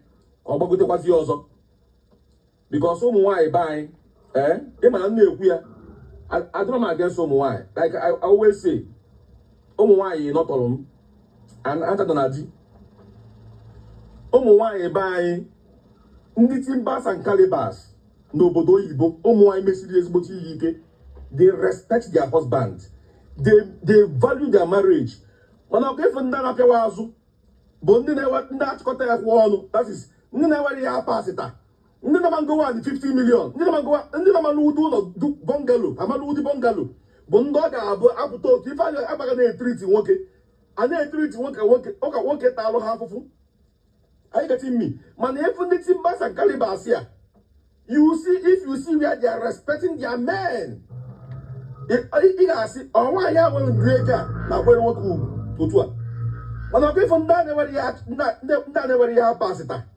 when you have passed, I like $3,000 or $4,000. How much money no loan? If I need a now form click in with this. Here no na even on came in London, net social media now. A woman that go to London, there be the 20 million in Nigeria, we go to London. There be able to depend on the woman. You the man be the Lego, see we in school. We have age visa. ya was the husband or every dependent. Everything's in London. Didn't mezi. The woman Jakurundeke. Sindiake had the port all year. None of was after dear from being dependent. Ndeke went down the man the letter. See and I had the ultimatum to leave England. Not Apollo within that date earlier, they will now come and deport him by themselves. Imagine this man, this man, in secret, the woman, where London. The man, no, we have one day, reveal all the secret to the woman. Get the secret to the woman. Secret to the woman, but the woman for 1 year wine. Where join her own body as in where. Had to be about dependence, yeah, we go to London. Which other normal process of adoption, or not claim that the child is where. So now get that, or the man reveals the secrets. About that the woman already deported them, deport here, okay. The man the who's here reveal all the secrets. Now in England now, government England now deport the entire family. The man no, the woman no, Momoha, as everybody in Nigeria. So when me get there, that the woman was in Nigeria. That the man they treat you bad. You for that, not how you treat a woman, how she will treat you. Nonsense. Around nonsense. So I guess London feels that they have power now. Go open that the man back. Where Messi or Mexico deport the man. The man clever. We can reveal all secrets here. How many are going back to Nigeria now? Why I get that award to 50 million or why I award to 50 million? Why can I go school?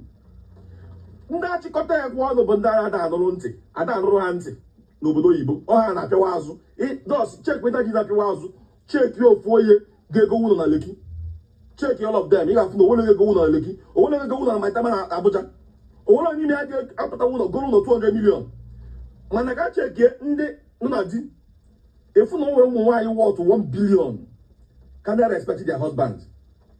So I had I respect their husband because how like Hannah continue na ụmụnwoke ibe mbụ nwanne nwunye gị pịawa gị azụ ọkwego ojiji jiri direct way tụrụ aga Nigeria na Nigeria pịawa ya ezigbote azụ ebe na n'obodo oyibo ebe ga-eje nga ịdago iru Nigeria pịawa ya ezigbote azụ ka ọma na okporo na-atụ oyi ọ dịko thank you so much for the time m ga-apụzi na o when the dinosaur guy empire appreciate everybody can buy your mic appreciate everybody can buy your mic you know.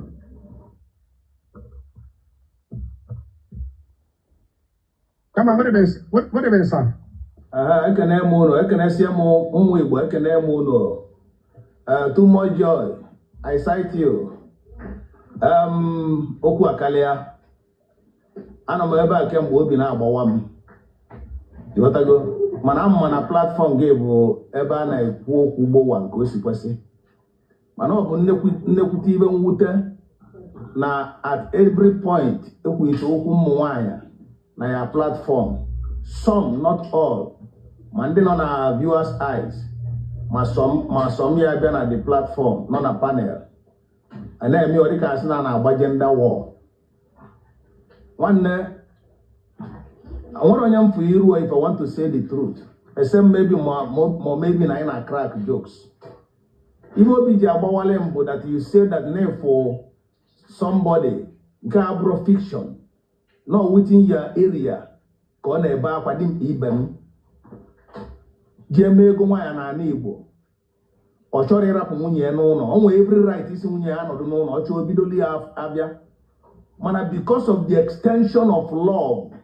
And also in brackets to remove poverty. Nigeria, don't get me wrong. Mana to give her that opportunity also to extend whatever show him the same one by renting the same chupu dia na code. Some people are late twist here. You might ihe nwoke me anya na preempt zi maybe no way ihe nwoke me na nkonye putanya dele ya o what I go aja na buku everywhere whether we believe na aja na we believe na God is everywhere ọkwa nwa mmadụ ka achụpụ outside ama na maybe ị bụrụ nwaanyị ọ bụrụ nwanne nwoke I know you will side your brother mana duto no mere n'aka onye ọzọ no mere nwa onye ọzọ ị na-twist ya ịmakwana ihe o mee ya o nwere ike ọ bụ na ọmanye ụla asị ọkwa nwoke tie nwunye ya ife na o nwere ike ọ bụ na ome nke a asị ndị ojii anyị bụ there are ways of settling matters. That is the reason why ji wee dị iche na ndị ọcha na ndị ojii na ndị anyalị. You know, somebody ana-atọ ọnụ nke nwa, hey, you don't lay your hands on this, you don't do this and things like that. Nne jide nke a iche. Abịa na the main point ibido maka mgbe ịbata line ka mmụọ bido sobe ibe gbasara nwanne nwoke enwe right iti nwunye mmadụ iti nwunye nwanne ya ife junior brother enwe wepụ the word junior more senior mmadụ enwere right ile hands na nwunye nwanne ya the moment itira nwunye m ibe itigo m ibe, you understand, as long as na nnubata anya in that our ngwulu, you know, imetụrụ nwunye m aka mụnwa ka itili ibe and mmiri ezo mma agbaela ifini na-ekweta na ọ na-eme, you understand.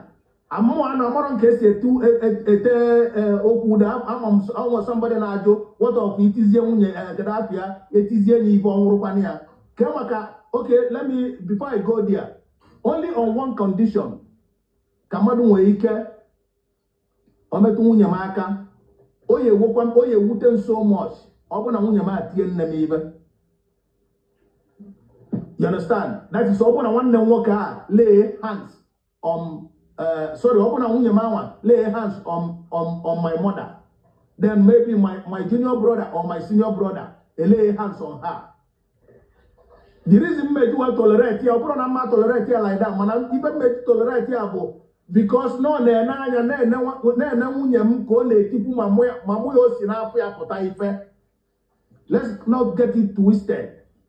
So maka ndị na-asị na ọ nwere ka ya metụ nwanne ya aka ma ọ bụ ka ya mee nwanne ya anything as long as na ya na-abụ bụ nwanne n'ebe a na-eti nne ya ibe. So ị na-apụtazi kịta ibu nwunye ka ọ na-akpụ nne ya alụlụmana na-akpụ weli ya na-eme lawn tennis because maybe anyị nwere ike ọ bụ na anyị na-esik social media follow or whatever, it just ịkụ aka ama na some of us na-ekwu this thing nwere ike in real life you will be a lion to ya ịdọ nwunye ebe mbambam mana maybe na anyị nọ na box maybe ka enwee ike ka enwee ndị kụ mmadụ follow ma things like that. Nwanne ị follow me follow akpọrọ m iri ụgwọ nji n'elu ụwa is to tell you the truth, you understand.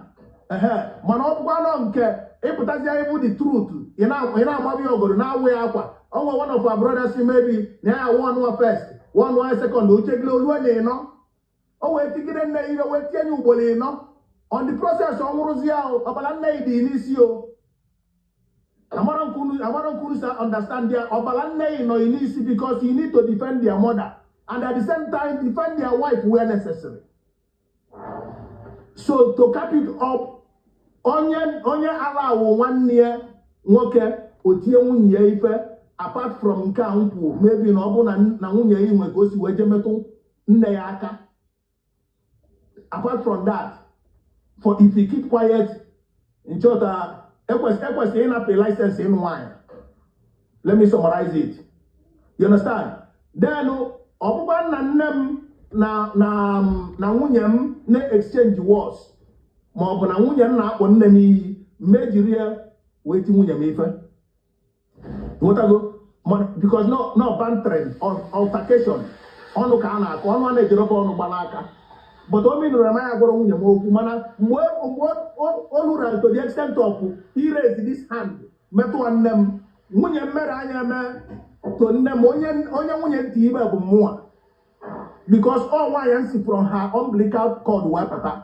Nne bụ nne ọsọkwa ya bụ na nne maka onye kwugo okwu pụa si mebi na onwe so nne bụ ndị ala olukwa na ibe na nke mana ibe anyị na-etreat godo bụ can somebody beat your mother and you keep quiet? Oya behind what you are saying. Rapozia maybe no onye ala mona ayi ala mona that moment na nwunye iti ni ife. That's what we are saying. maybe the ways of the life of the woman who be a mother, then we can talk that one for another day. You understand? Even especially Igbo, ever since in the UK, if the information is true, ever since the United Kingdom legislation, you pass your law. No, you're gonna till divorce to dear na Nigeria, Jazen Luziana. I don't think I can know the issue of divorce. To show you the album, okay, too much joy.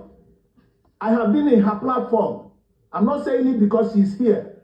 One year, click here, open her panel. You understand? In terms of pretty education, everything, she has it. But can I know dear? Ya no kuya tu si apo ya no kuya lukwesi. You want to go? Manamu Jenzi anu wa ipo kota today. Be buy toto. Nya even at the it's not good. Okay, even some people na Gazikitabu, they marry Uganda. They marry people from East Africa. As in India, they very submissive.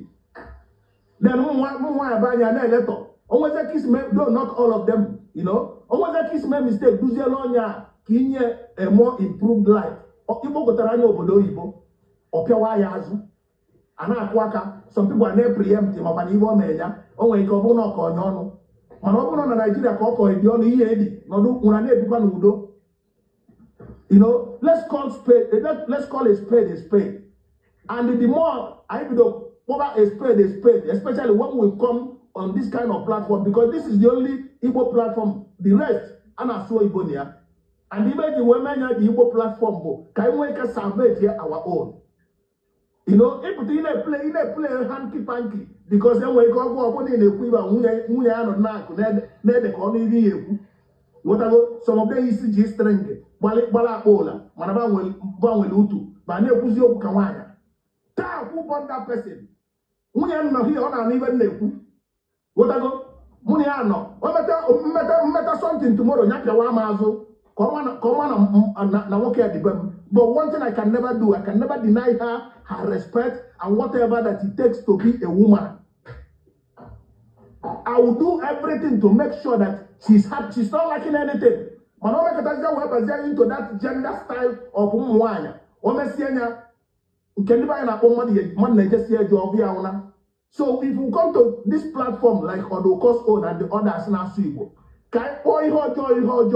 like our auntie celebrating her 20-something years something, and it was congratulations to you, ma. You were called upon at least to advise our girls, our women. You know, you shied away from it. But can we maybe that they take you by surprise? For such. Manodiva here, only something out of your experience to tell our people, our girls. 20-something years in marriage, I brought 20 months. So it's a very long journey. And you are still on it. Let them know that no one will return here. Onye lukata ni puana di. Na chokwa di ozo. Kedi di onye na check ijanua. Ndị dị single anụ si bai, then if you want mmadụ azụ mapụta outside, one street ya dachi o. Daalụ nụrụ nne, o tego nchebe ka ntị ọnụ maka ọnya obi nna achọzi mgbapụta. Daalụ Odoko, thank you very much. Come on, thank you very much. I appreciate. Thank you very much. Chat, okay. Ugo Simba 1 minute. Just 1 minute. Chat atira yo nemo na boto nne ga di. Yeah, thank you so much, Odoko. Sorry before Nana moto ya mere jide ebutam. But I first of all, thank you so much for this program and too much joy and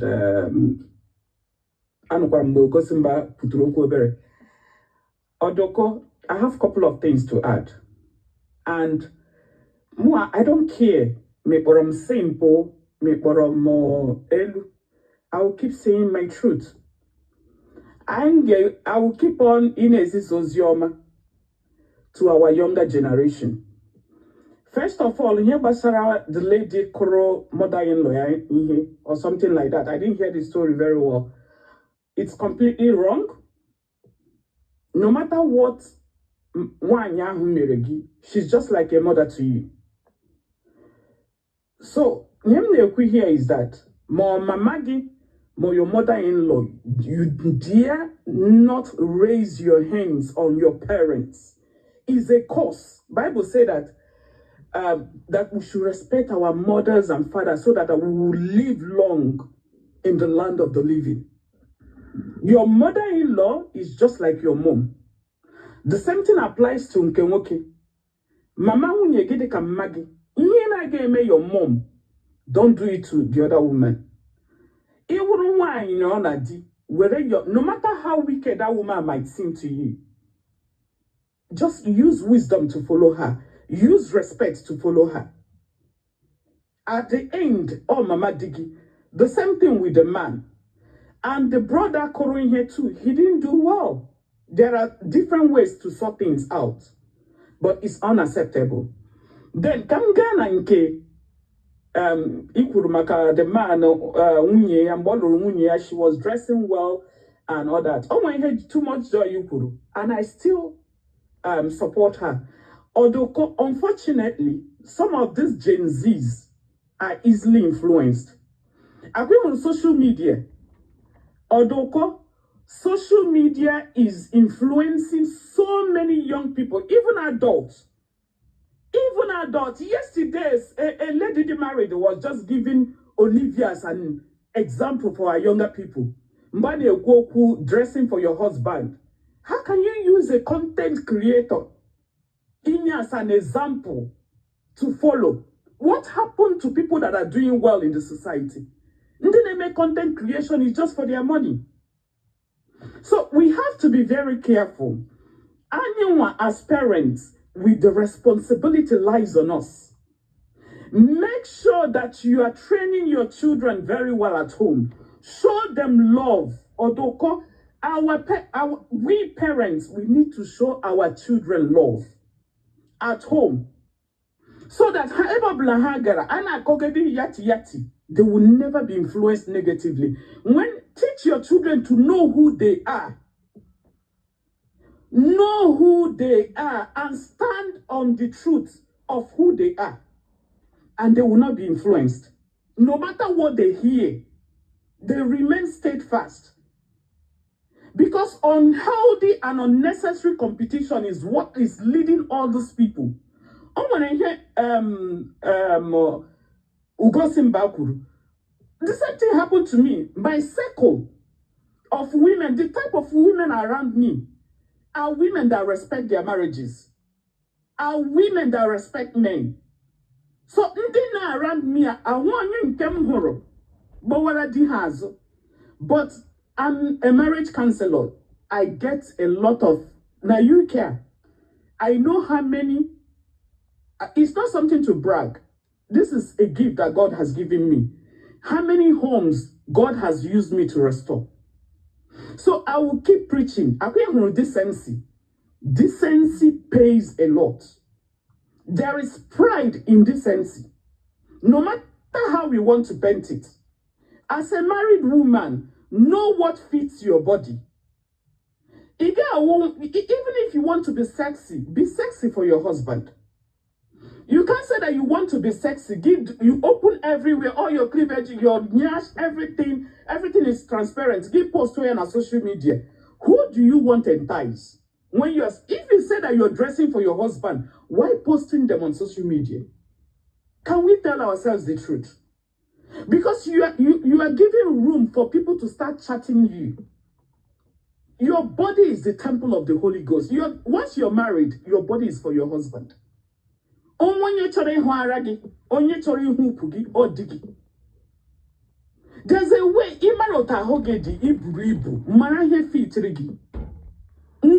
before I got church.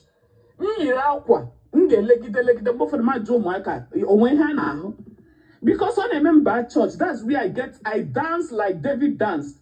And I don't want when I'm dancing, I'm distracting others. I'm conscious of what I wear. Because my body is so precious, I don't need to expose it so that but I want to tell our younger ones, Gen Zs, there are a lot of Gen Zs doing exceptionally well. Know the people you follow. Know the people you listen to. Social media doesn't forget. Odoko, let me take you back. Only one girl I'm 2 days ago or 3 days, na ajuku the same ajuju. This girl, I can remember when they put that one year bola dia no abroad, yeah, no na Nigeria. Na ovulation Italia, that one yaga no 1 month without sex, or guy no 1 month without him. But all the corner is somebody no UK. Because all the reggae joy I see, no makazi. And when you were asking her question, her tone, intonation changed. What I was just asking myself, Dia no UK now. Does it mean that you no 1 month without there? Because I believe that Dia no UK highest year 3 times in a year. So will she be not classified as married women did no abroad now in Nigeria? Social media doesn't forget. I don't know if you remember that girl. So let's encourage the younger ones. There is life out of this social media. Once I mature this life, we go back to our realities. The time is precious. When they put out social media, they're making money wisely without using their body. So involve yourself with things that will elevate you. Involve yourself, younger generation, and during our own time, our parents trained us well. So what stops us from instilling those good morals on our children? These days, so many parents don't have time for their children. A lot of them on social media 24 hours. And they have toddlers. They have children growing up. Tablet, phone. Triple her one side. They don't know what is going on. We have a lot of work to do. We have a lot of work to do as parents. If not society as Oranya, God forbid.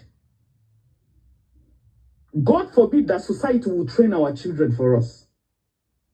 So if you are a mother, you are a father, make sure that you show your children, bond with those children, know what they are doing, show them love at home. Tell them the reality, the risk of social media that and go and on social media that you take back home. Filter the words that you hear. Because some people are not real on social media. They want to show you the part that they want you to see. Reality is different from social media. And about being single. Each already is single. This is good. Paul said it. They married. This is reality. But if you are going to be single peacefully.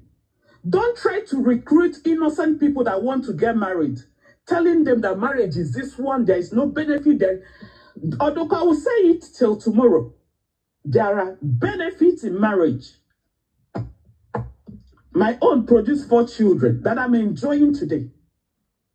These are one of the benefits derived from marriage. If you don't see any benefits, no problem for you. But don't go about and be recruiting young, gullible girls, telling them there is nothing in marriage, don't build with a man, don't do that, don't do that.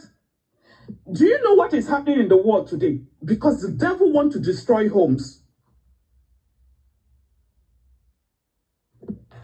Sorry, no, no, what I call. The devil wants to destroy homes. Because some that anywhere functional home, there will be functional children, and we will have a functional society. So what is he doing? He's attacking homes. And like Amamo Joy Kuriako, my sister, on what did he have men or one car, mother men influence negatively? They never born that person. Because I know who I am and whose I am. So one thing is very important. Know who you are. Don't be carried away. Don't join every group. Don't join every so that you can belong. No, it's not necessary. Stand on your truth. You don't need to belong in a crowd. Each body belong with people of the same mindset, people that have visions, people that have goals to make the society a better place. Not into competition. They want to buy this cloth, they want to buy this bag, and they are giving their husbands so much unnecessary pressure. If you have the money to buy yourself, good, but don't give your husband pressure. And that's what is happening among Nigerian people. It's unfortunate. Abroad, I know, Ndio channel send you. Yauri ne you Gucci. Nobody knows what the worth of your cloth. Now my neighborhood, now I can't remember the last time I saw one of the neighbors. Nobody cares. Run up, my battery. Just run up. We'll keep preaching to our younger ones to follow the right path. Well, thank you very much. And when you open a boss, I think on your Susie, when you add just 1 minute. And when I add just 1 minute, because thank you, Dr. In the opportunity, our sister Chacha, everything like when raise up my hand as if man we him like listening advising them. Yeah, come name on my platform and I'm based on healthy relationship and healthy marriages. I come with good marriages out there and onyobula issue makosha for ya. Kangwaji ezioku nihe basara marriage wo gi wano na marriage maki geshi don God maki geshi eme ihe ademma. Because ihe onye ọzọ gwara gị gawa ihe onye nke ahụ pasiga na family nke ya but nke gị ma na pasi na family naanị gị nwa maka ị ga-esi mee ọ dị mma. Then ka m kwuo na nke our sister Joy, you see that man Odoko I support him, that man the weak. How a weak man, because all a strong man who that lady that DMD on ever go get she or buy a ticket next day Polaya Nigeria. Okwesi lopatahu na family ya, believe me. And mwana encourage ndị be anyị ndị Igbo be anyị no diaspora ka ha na-akpọla ụmụ ha family. At least Chukwu enyere gị opportunity. Asị m mebie marriage ye. Chukwu enyere gị the opportunity kpọla ya ka o jee zụọra gị ụmụ gị na Nigeria. Nwanne you grab that opportunity. Shebe ahụ kpọla the woman ka o jee zụọra gị. Asị m he divorce lawo. The woman might still be a good woman but ebe ọ bịara obodo oyibo people may influence. So, yeah, Sheba Hola, La Nigeria just wanna go Mwaka, only Hojo there. So the man were weak man. Then our young ones, please, me pen and social media is not a reality. Only the reality of life. Believe and I'm going on my platform. So believe what you see on social media at your own risk. Onye Neji Olivia and your people advice. Onya hama here because Olivia were content creator. Why am I because onye na akpa no lo e we chori so onye we a content creator na enye mmadụ advice otu o she me family ade onye ahụ onwecha uche because ihe stage ihe we scripted something ihe ha wuhicha their reality or to ha share but ihe just something hand bring up there set a camera to show you now left for you imo nke ọma filter and think or work like her. So my advice to everybody, marriage is still sweet. Marriage is your talk, but based on otish domain. I get in your effort, I need in your sacrifices to make it work. Mama nona 16 years in a marriage, I know I'm 13 years didn't what I remember, and we are still living together. So marriage is still sweet. Thank you so much for the gift. Marriage can do talk, but you alone can make it work. Give mama the downside in your marriage, and give will put a sacrifice to fix it. When your marriage the sugar na tonaga onye gwagonya hoshere gashe, but when he to lower the tension to keep it going, yes, only you can do it. Marriage will sacrifice, marriage will understanding, marriage will endurance, and marriage is communication. Communicate with your partner. Always communicate. Somebody outside there. See your husband as your best friend, as your father, as your boyfriend, as your everything. And you see everything will just be going well. Our younger ones. And that way, not work already. Because of your time, next time. Thank you very much. What I got away I just 1 minute. Yeah, that's 1 minute too. Okay, Odoko, thank you so much. Ndị na-ekwuru okwu ekwutechala ya. Ụmụnna anyị ndị nwanyị, biko unu emebisiri ndị ka nụ na Naịjirịa na-apụta unu emechisiri ha ụzọ. Ọ ha kpọfete unu abroad, unu bịa ya wụrụ mpịawa azụ. Those things na-eme ndị kerụ na Naịjirịa, ndị ọzọ si mba agụmakpụtakwa nwaanyị abroad. Maka ndị gara aga emeteghị ya, ndị gara aga pịawara azụ. Biko na ihe m ga-agwa unu. Then nke ọzọ awụrụ Odoko. Enwere isi sendụla gị meseji si na nwunye ya chenjiri dress code. My brother, nwaanyị ya chenjiri dress code. Madam, sorry. Marriage agwụla. Gaa iru. Hapụ gị nwaanyị ahụ ka ọ gawa. Maka na ọ bụrụ na ọ gụwa ka o chenjiri dress code ahụ, ọ ga-echi ụzụ iburu akpa ya lawa. Because ọ sị na ọ gụnwa ka o kwuru change that dress code. Mgbe ahụ e nyere ya those options, ya iwe ihe na-eyibu before m like o decide ya na ọ ga-eburu akpa ya lawa. Ọwụ gụnwa nwaanyị ahụ join go digbakwa ọkụ. Ọ join go digbakwa ọkụ club. So my brother, were ya sị ihe tara n'abalị ọwa nwụta. Okay, thank you very much. 1 minute, biko. You only need 1 minute, biko. Ọ dị ụkọ mma enye 1 minute. Nke izi bụ na ọ bụrụ na nwunye nwanne gị nwoke tie nwunye gị ihe, ịkpọ ọrịa ndị eke, mụ akpọ ụmụnna, apụtara ya na mụ awụrụ a man. There is no a particular way to be a man.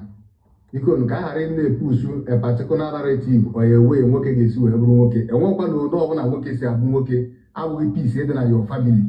Ihe ọbụla ị ga-eme peace adị na your family, ọkụ ya bụ na-ewu nwoke. Maka ndị na-eweta a particular means eji abụ nwoke, enwekwa particular means eji abụ nwoke. Ihe mmiri mekwara wee bụrụ nwoke, ọgwụkwa ya ka gị nwa ga-eme bụrụ nwoke, marakwa nke ị ga-eme ka ị wee bụrụ nwoke. Then Odoko, secondly, achọrọ m ịza ajụjụ nwanne anyị nwaanyị jụrụ gị before ọ gbatuo ya mgbe m na-ewe n'aka. Nwunye ndị ọ na-achụ n'iro na-eyi mgbe n'ukwu ihe eji akwara ha anya. Then mụnwa bụ nwunye gị, ị chọzie ka m dres ba ntu a ka m wee kwụsị gị ịgba n'iro. Ndị awụ ndị I can change my husband. Now, Odoko, e nwere nwaanyị a na-anụ nwee nwaanyị eji ezu ike n'iro. This man fụrụ ụmụ nwaanyị ndị ahụ eji ezu ike n'iro before o jee mụọ nwunye ya asụ nwaanyị a ga-anụ.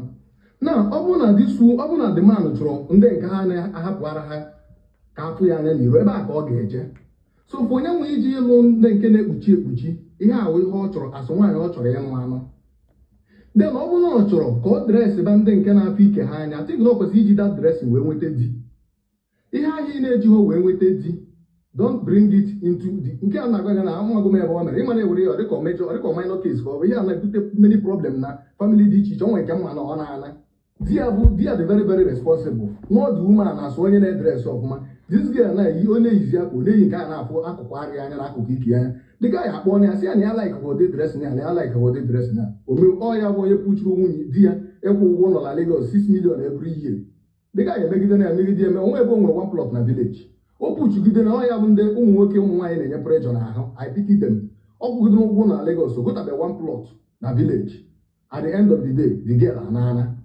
So ọ bụrụ na ị ma na ị na-eyi mbe n'ukwu na ya ka ị na-alaiki ji uzuo mbe n'ukwu wee chọta di, ejekwana je were long skirt wee je nweta di, ị na-akpụtezie ịgbazie m na m na-aje achụ ndị na-eyi long skirt n'ihi ebidozi iyizi nke a oke ọ bụzie na iyiri nke a na-afụzi ara gị anya. Echọrọ n'ime ụlọ m ka ị ga na-eyi ya bikọs ọsọ m gara afụ gị wee ji wee yirizie ya pụbazie n'iro ke ndị chọziri ka ha fụzie gị n'iro mgbe anyị ya wepụ n'iro. So ihe ha bụrụ reason na di gị na-agba n'iro na ọ na-achụ ndị na-eyi short skirt ka irizie ya wee jebe the woman achọzi ịnụ di. And gị nwa bụ nwoke ya nyere ụdịka sign a hapụ this girl ka o jee mitie ndị otu ya n'iro. Mana ịbụkwa ndị nke I love my woman ọ ga-emerụ gị ahụ at the end of the day. Ụmụ gị dị 4 enwere ike ịmụ gị 2 enyi nwoke nwe 2 nke nwa nwe 2. Ọtụtụ ụmụ nwoke na-azụ ụmụ ndị mmadụ n'iro ha ka nkụ today but they will not come here to say it. Odoko ya ka m nwere ikwu. Daalụ. Okay, enwe one woman nyem 30,000. Simonye any single mother when eye problem. Onyem 30,000. What they call last week? I just mcheti na. Onyem 30,000. Mucho any mother when eye problem. Munya ya. Mana based on my time, what they call tomorrow can me so meme muzie na bikon. So one yoma obon on a platform mo obon a me chefu mana when did by tomorrow I hear me. Actually me yesterday man obi ma gbajero that place. So I'm na check enye mo do kego or do ke we put the money. And by special grace of God, I want to be alive tomorrow. I hear me tomorrow. Enrique, when you hear I just 1 minute. Just 1 minute. Banye your mic yo. Or the Korean Kobo, Onyo Marebosi. If you know where you came from, you maintain it. You have to go. They can 191 churches to parental upbringing Amaka. Nne na nna nwere ezigbo ọrụ nnukwu ọrụ n'ebe na a nwere nnukwu ọrụ n'ebe ụmụ agbọghọ ọ bụrụ ịmụ nwa bụ okwu na ịzụ azụ ọ dị ụkọ ndị Jezi nwekwara ndị bụ ezigbo mmadụ abịakwanụ na ndị agadi aka nwekwara ndị bụ ezigbo mmadụ mana ịfụrụ marriage a ya na-anọ n'ọnọdụ ka ihe onye tọtara eziokwu ịnọ a na-ayọ Chineke onwe nke dị perfect nọ nke gị dị n'ala mma kelebe Chineke and another thing bụ don't go for beauty. Don't go for beauty. You have to go. Ọkakwa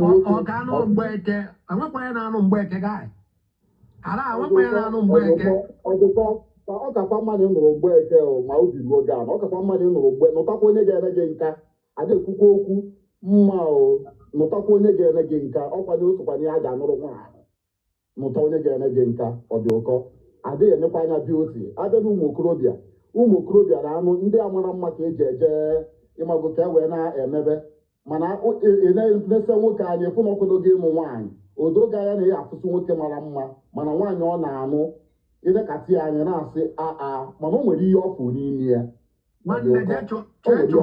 jee chọọ nwaanyị mara mma nwere agwa jee nụọ hapụ ihe anyị na-akọ chọọ nwaanyị mara mma nwere karata jee nụọ agwa nga eziokwu ọdụkọ ya oke ndị jọziri njọ si hapụzienụ ha n'ụnụ na ha agbarọkwa ọgụwa na-ekwuzi nke amụnwa agbarọ mmanụ nke ọya nlụcha nje na-achụ nwaanyị n'iro ihe anụ nke ọya wee nụcha nje na-achụ nwaanyị n'iro ọdụkọ eji ego ementenụ nwaanyị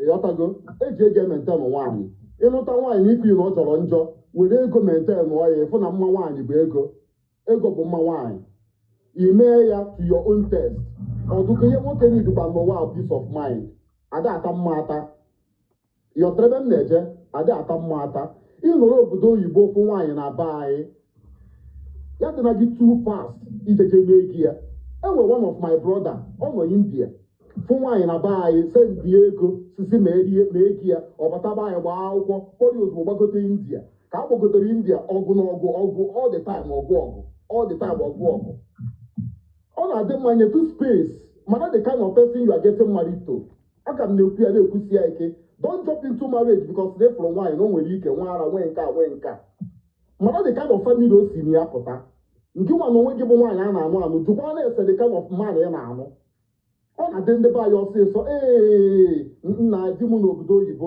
ọ nwaanyị asị nna nke a nwoke bịara ịnụ nwa m nwaanyị n'obodo oyibo nka many people nwere plan ka awụrụ opportunity a liberate their family from poverty. Nke nwa na onwe gị na-jump into marriage know the kind of family you are jumping into jụọ ese ọfụma mana the family na-akpa n'ime ya. So ebe okwu m na-eje ọdụ ụtọ mmadụ eji a ọ bụrụ obere ihe ọkwa Chineke enyere onye ọbụla aka ma ndị Jezi nwere mụ ndebe ezu ndị azụrụ azụ ndị agadikwa nwere ndị azụrụ azụ ihe niile abụ dị na-eme tọọ anya n'ana saa anya n'ana ịghọtago mara ihe ịchọ nwaanyị mara ezinụlọ isi na ya pụta. Don't let anybody influence you. Don't let anybody deceive you. Okay, well, thank you very much. That's all. Too much. Just 1 minute because just only 1 minute. Can phone me arrange you. Thank you, sir. Ihe m ga-ekwu onwe onye egwuregwu si leta onye dị n'enyi ihe eji eme anyị maka ọlụlụ. Yes, so ụfọdụ ụmụ nwoke si ego ụma nwoke agwa ụma nwaanyị no ma nwoke ma nwaanyị ịnidiri agwa ọma naanị ihe m na-achọ ịgwa onye na-ege m ntị nwa okorobịa chọrọ ịlụ nwaanyị biko go as real as you are, keep it low, keep it real. Agala gị ime mmadụ ọbụla impress ọwụ nwaanyị niile dị materialistic ọwụ nwaanyị niile chọrọ ịgbaba n'ime gị. Go just the way you are and let them come for who you are and not for what you have. Okay? Gaa wụrụ nwaanyị kpama agwa na jezi anyị nwatakịrị azụrụ azụ ọ na-agbakọ ọnwa ị ga-ahụ maka ha in that multitude nwa azụrụ azụ will always stand out. Ọ nwere ike inye ha ohere ka okwu okwu ngwa ngwa ọ na-emepela ọnụ ị ga-ama n'ihi na nwa azụrụ azụ dịkwa iche na nwa na-akpere ọsụsụ. Ụfọdụ mgbe nne na nna ga-azụ mana nwa ha agaghị anakwere. Ya mere njiri ekwukwa na-ekwuchi ike si we will keep talking, we will keep sensitizing people until they start getting it right. Maka na ọ bụrụ na o nweghị ihe ahụrụ dị wrong agaghị enwe counseling. Agaghị enwe guardian and counseling officer some people ebe ewepụtara ka eji na-ahazi ihe. So anyị ga na-ekwu ya mana onye ọ na-achị ịlụ nwaanyị nwoke agazina ka ime mmadụ impress with bone strength. Agala with material things. Just humble yourself because you are looking for a wife, not a knife. And nwaanyị, don't look for a husband. You're looking for a husband. Amere m that post si ụmụ nwaanyị anyị ha ji wụsara n'ụlọ anyị ndị oke ọchịchọ ndị anyị ukwu ihe anyị hụrụ emela anyị oke akpịrị ekwekwe anyị mara ha anyị na-achọ. So stop looking for a husband. Look for a husband, and I'm telling you that husband could come, and it could be you. Maka nwaanyị na-aba n'ime ụlọ ama m na abụ m ezi ihe ama m na nwoke lụrụ m lụrụ nnukwu ihe lụrụ ezigbo ihe onye ga-eme ka ihe ya ka ije ozi ya eto onye ga-ejide ezinụlọ ya. So ị mara ihe iwu ị ga-aba mara na ọnọdụ gị n'aka na Chineke nwere ike si n'aka gị gị ego ọkụ ezinụlọ ahụ ga-ejiro na the next level. So don't limit yourself. Go in for the right things. Don't go in for the wrong reason. That's all I want to say. Thank you.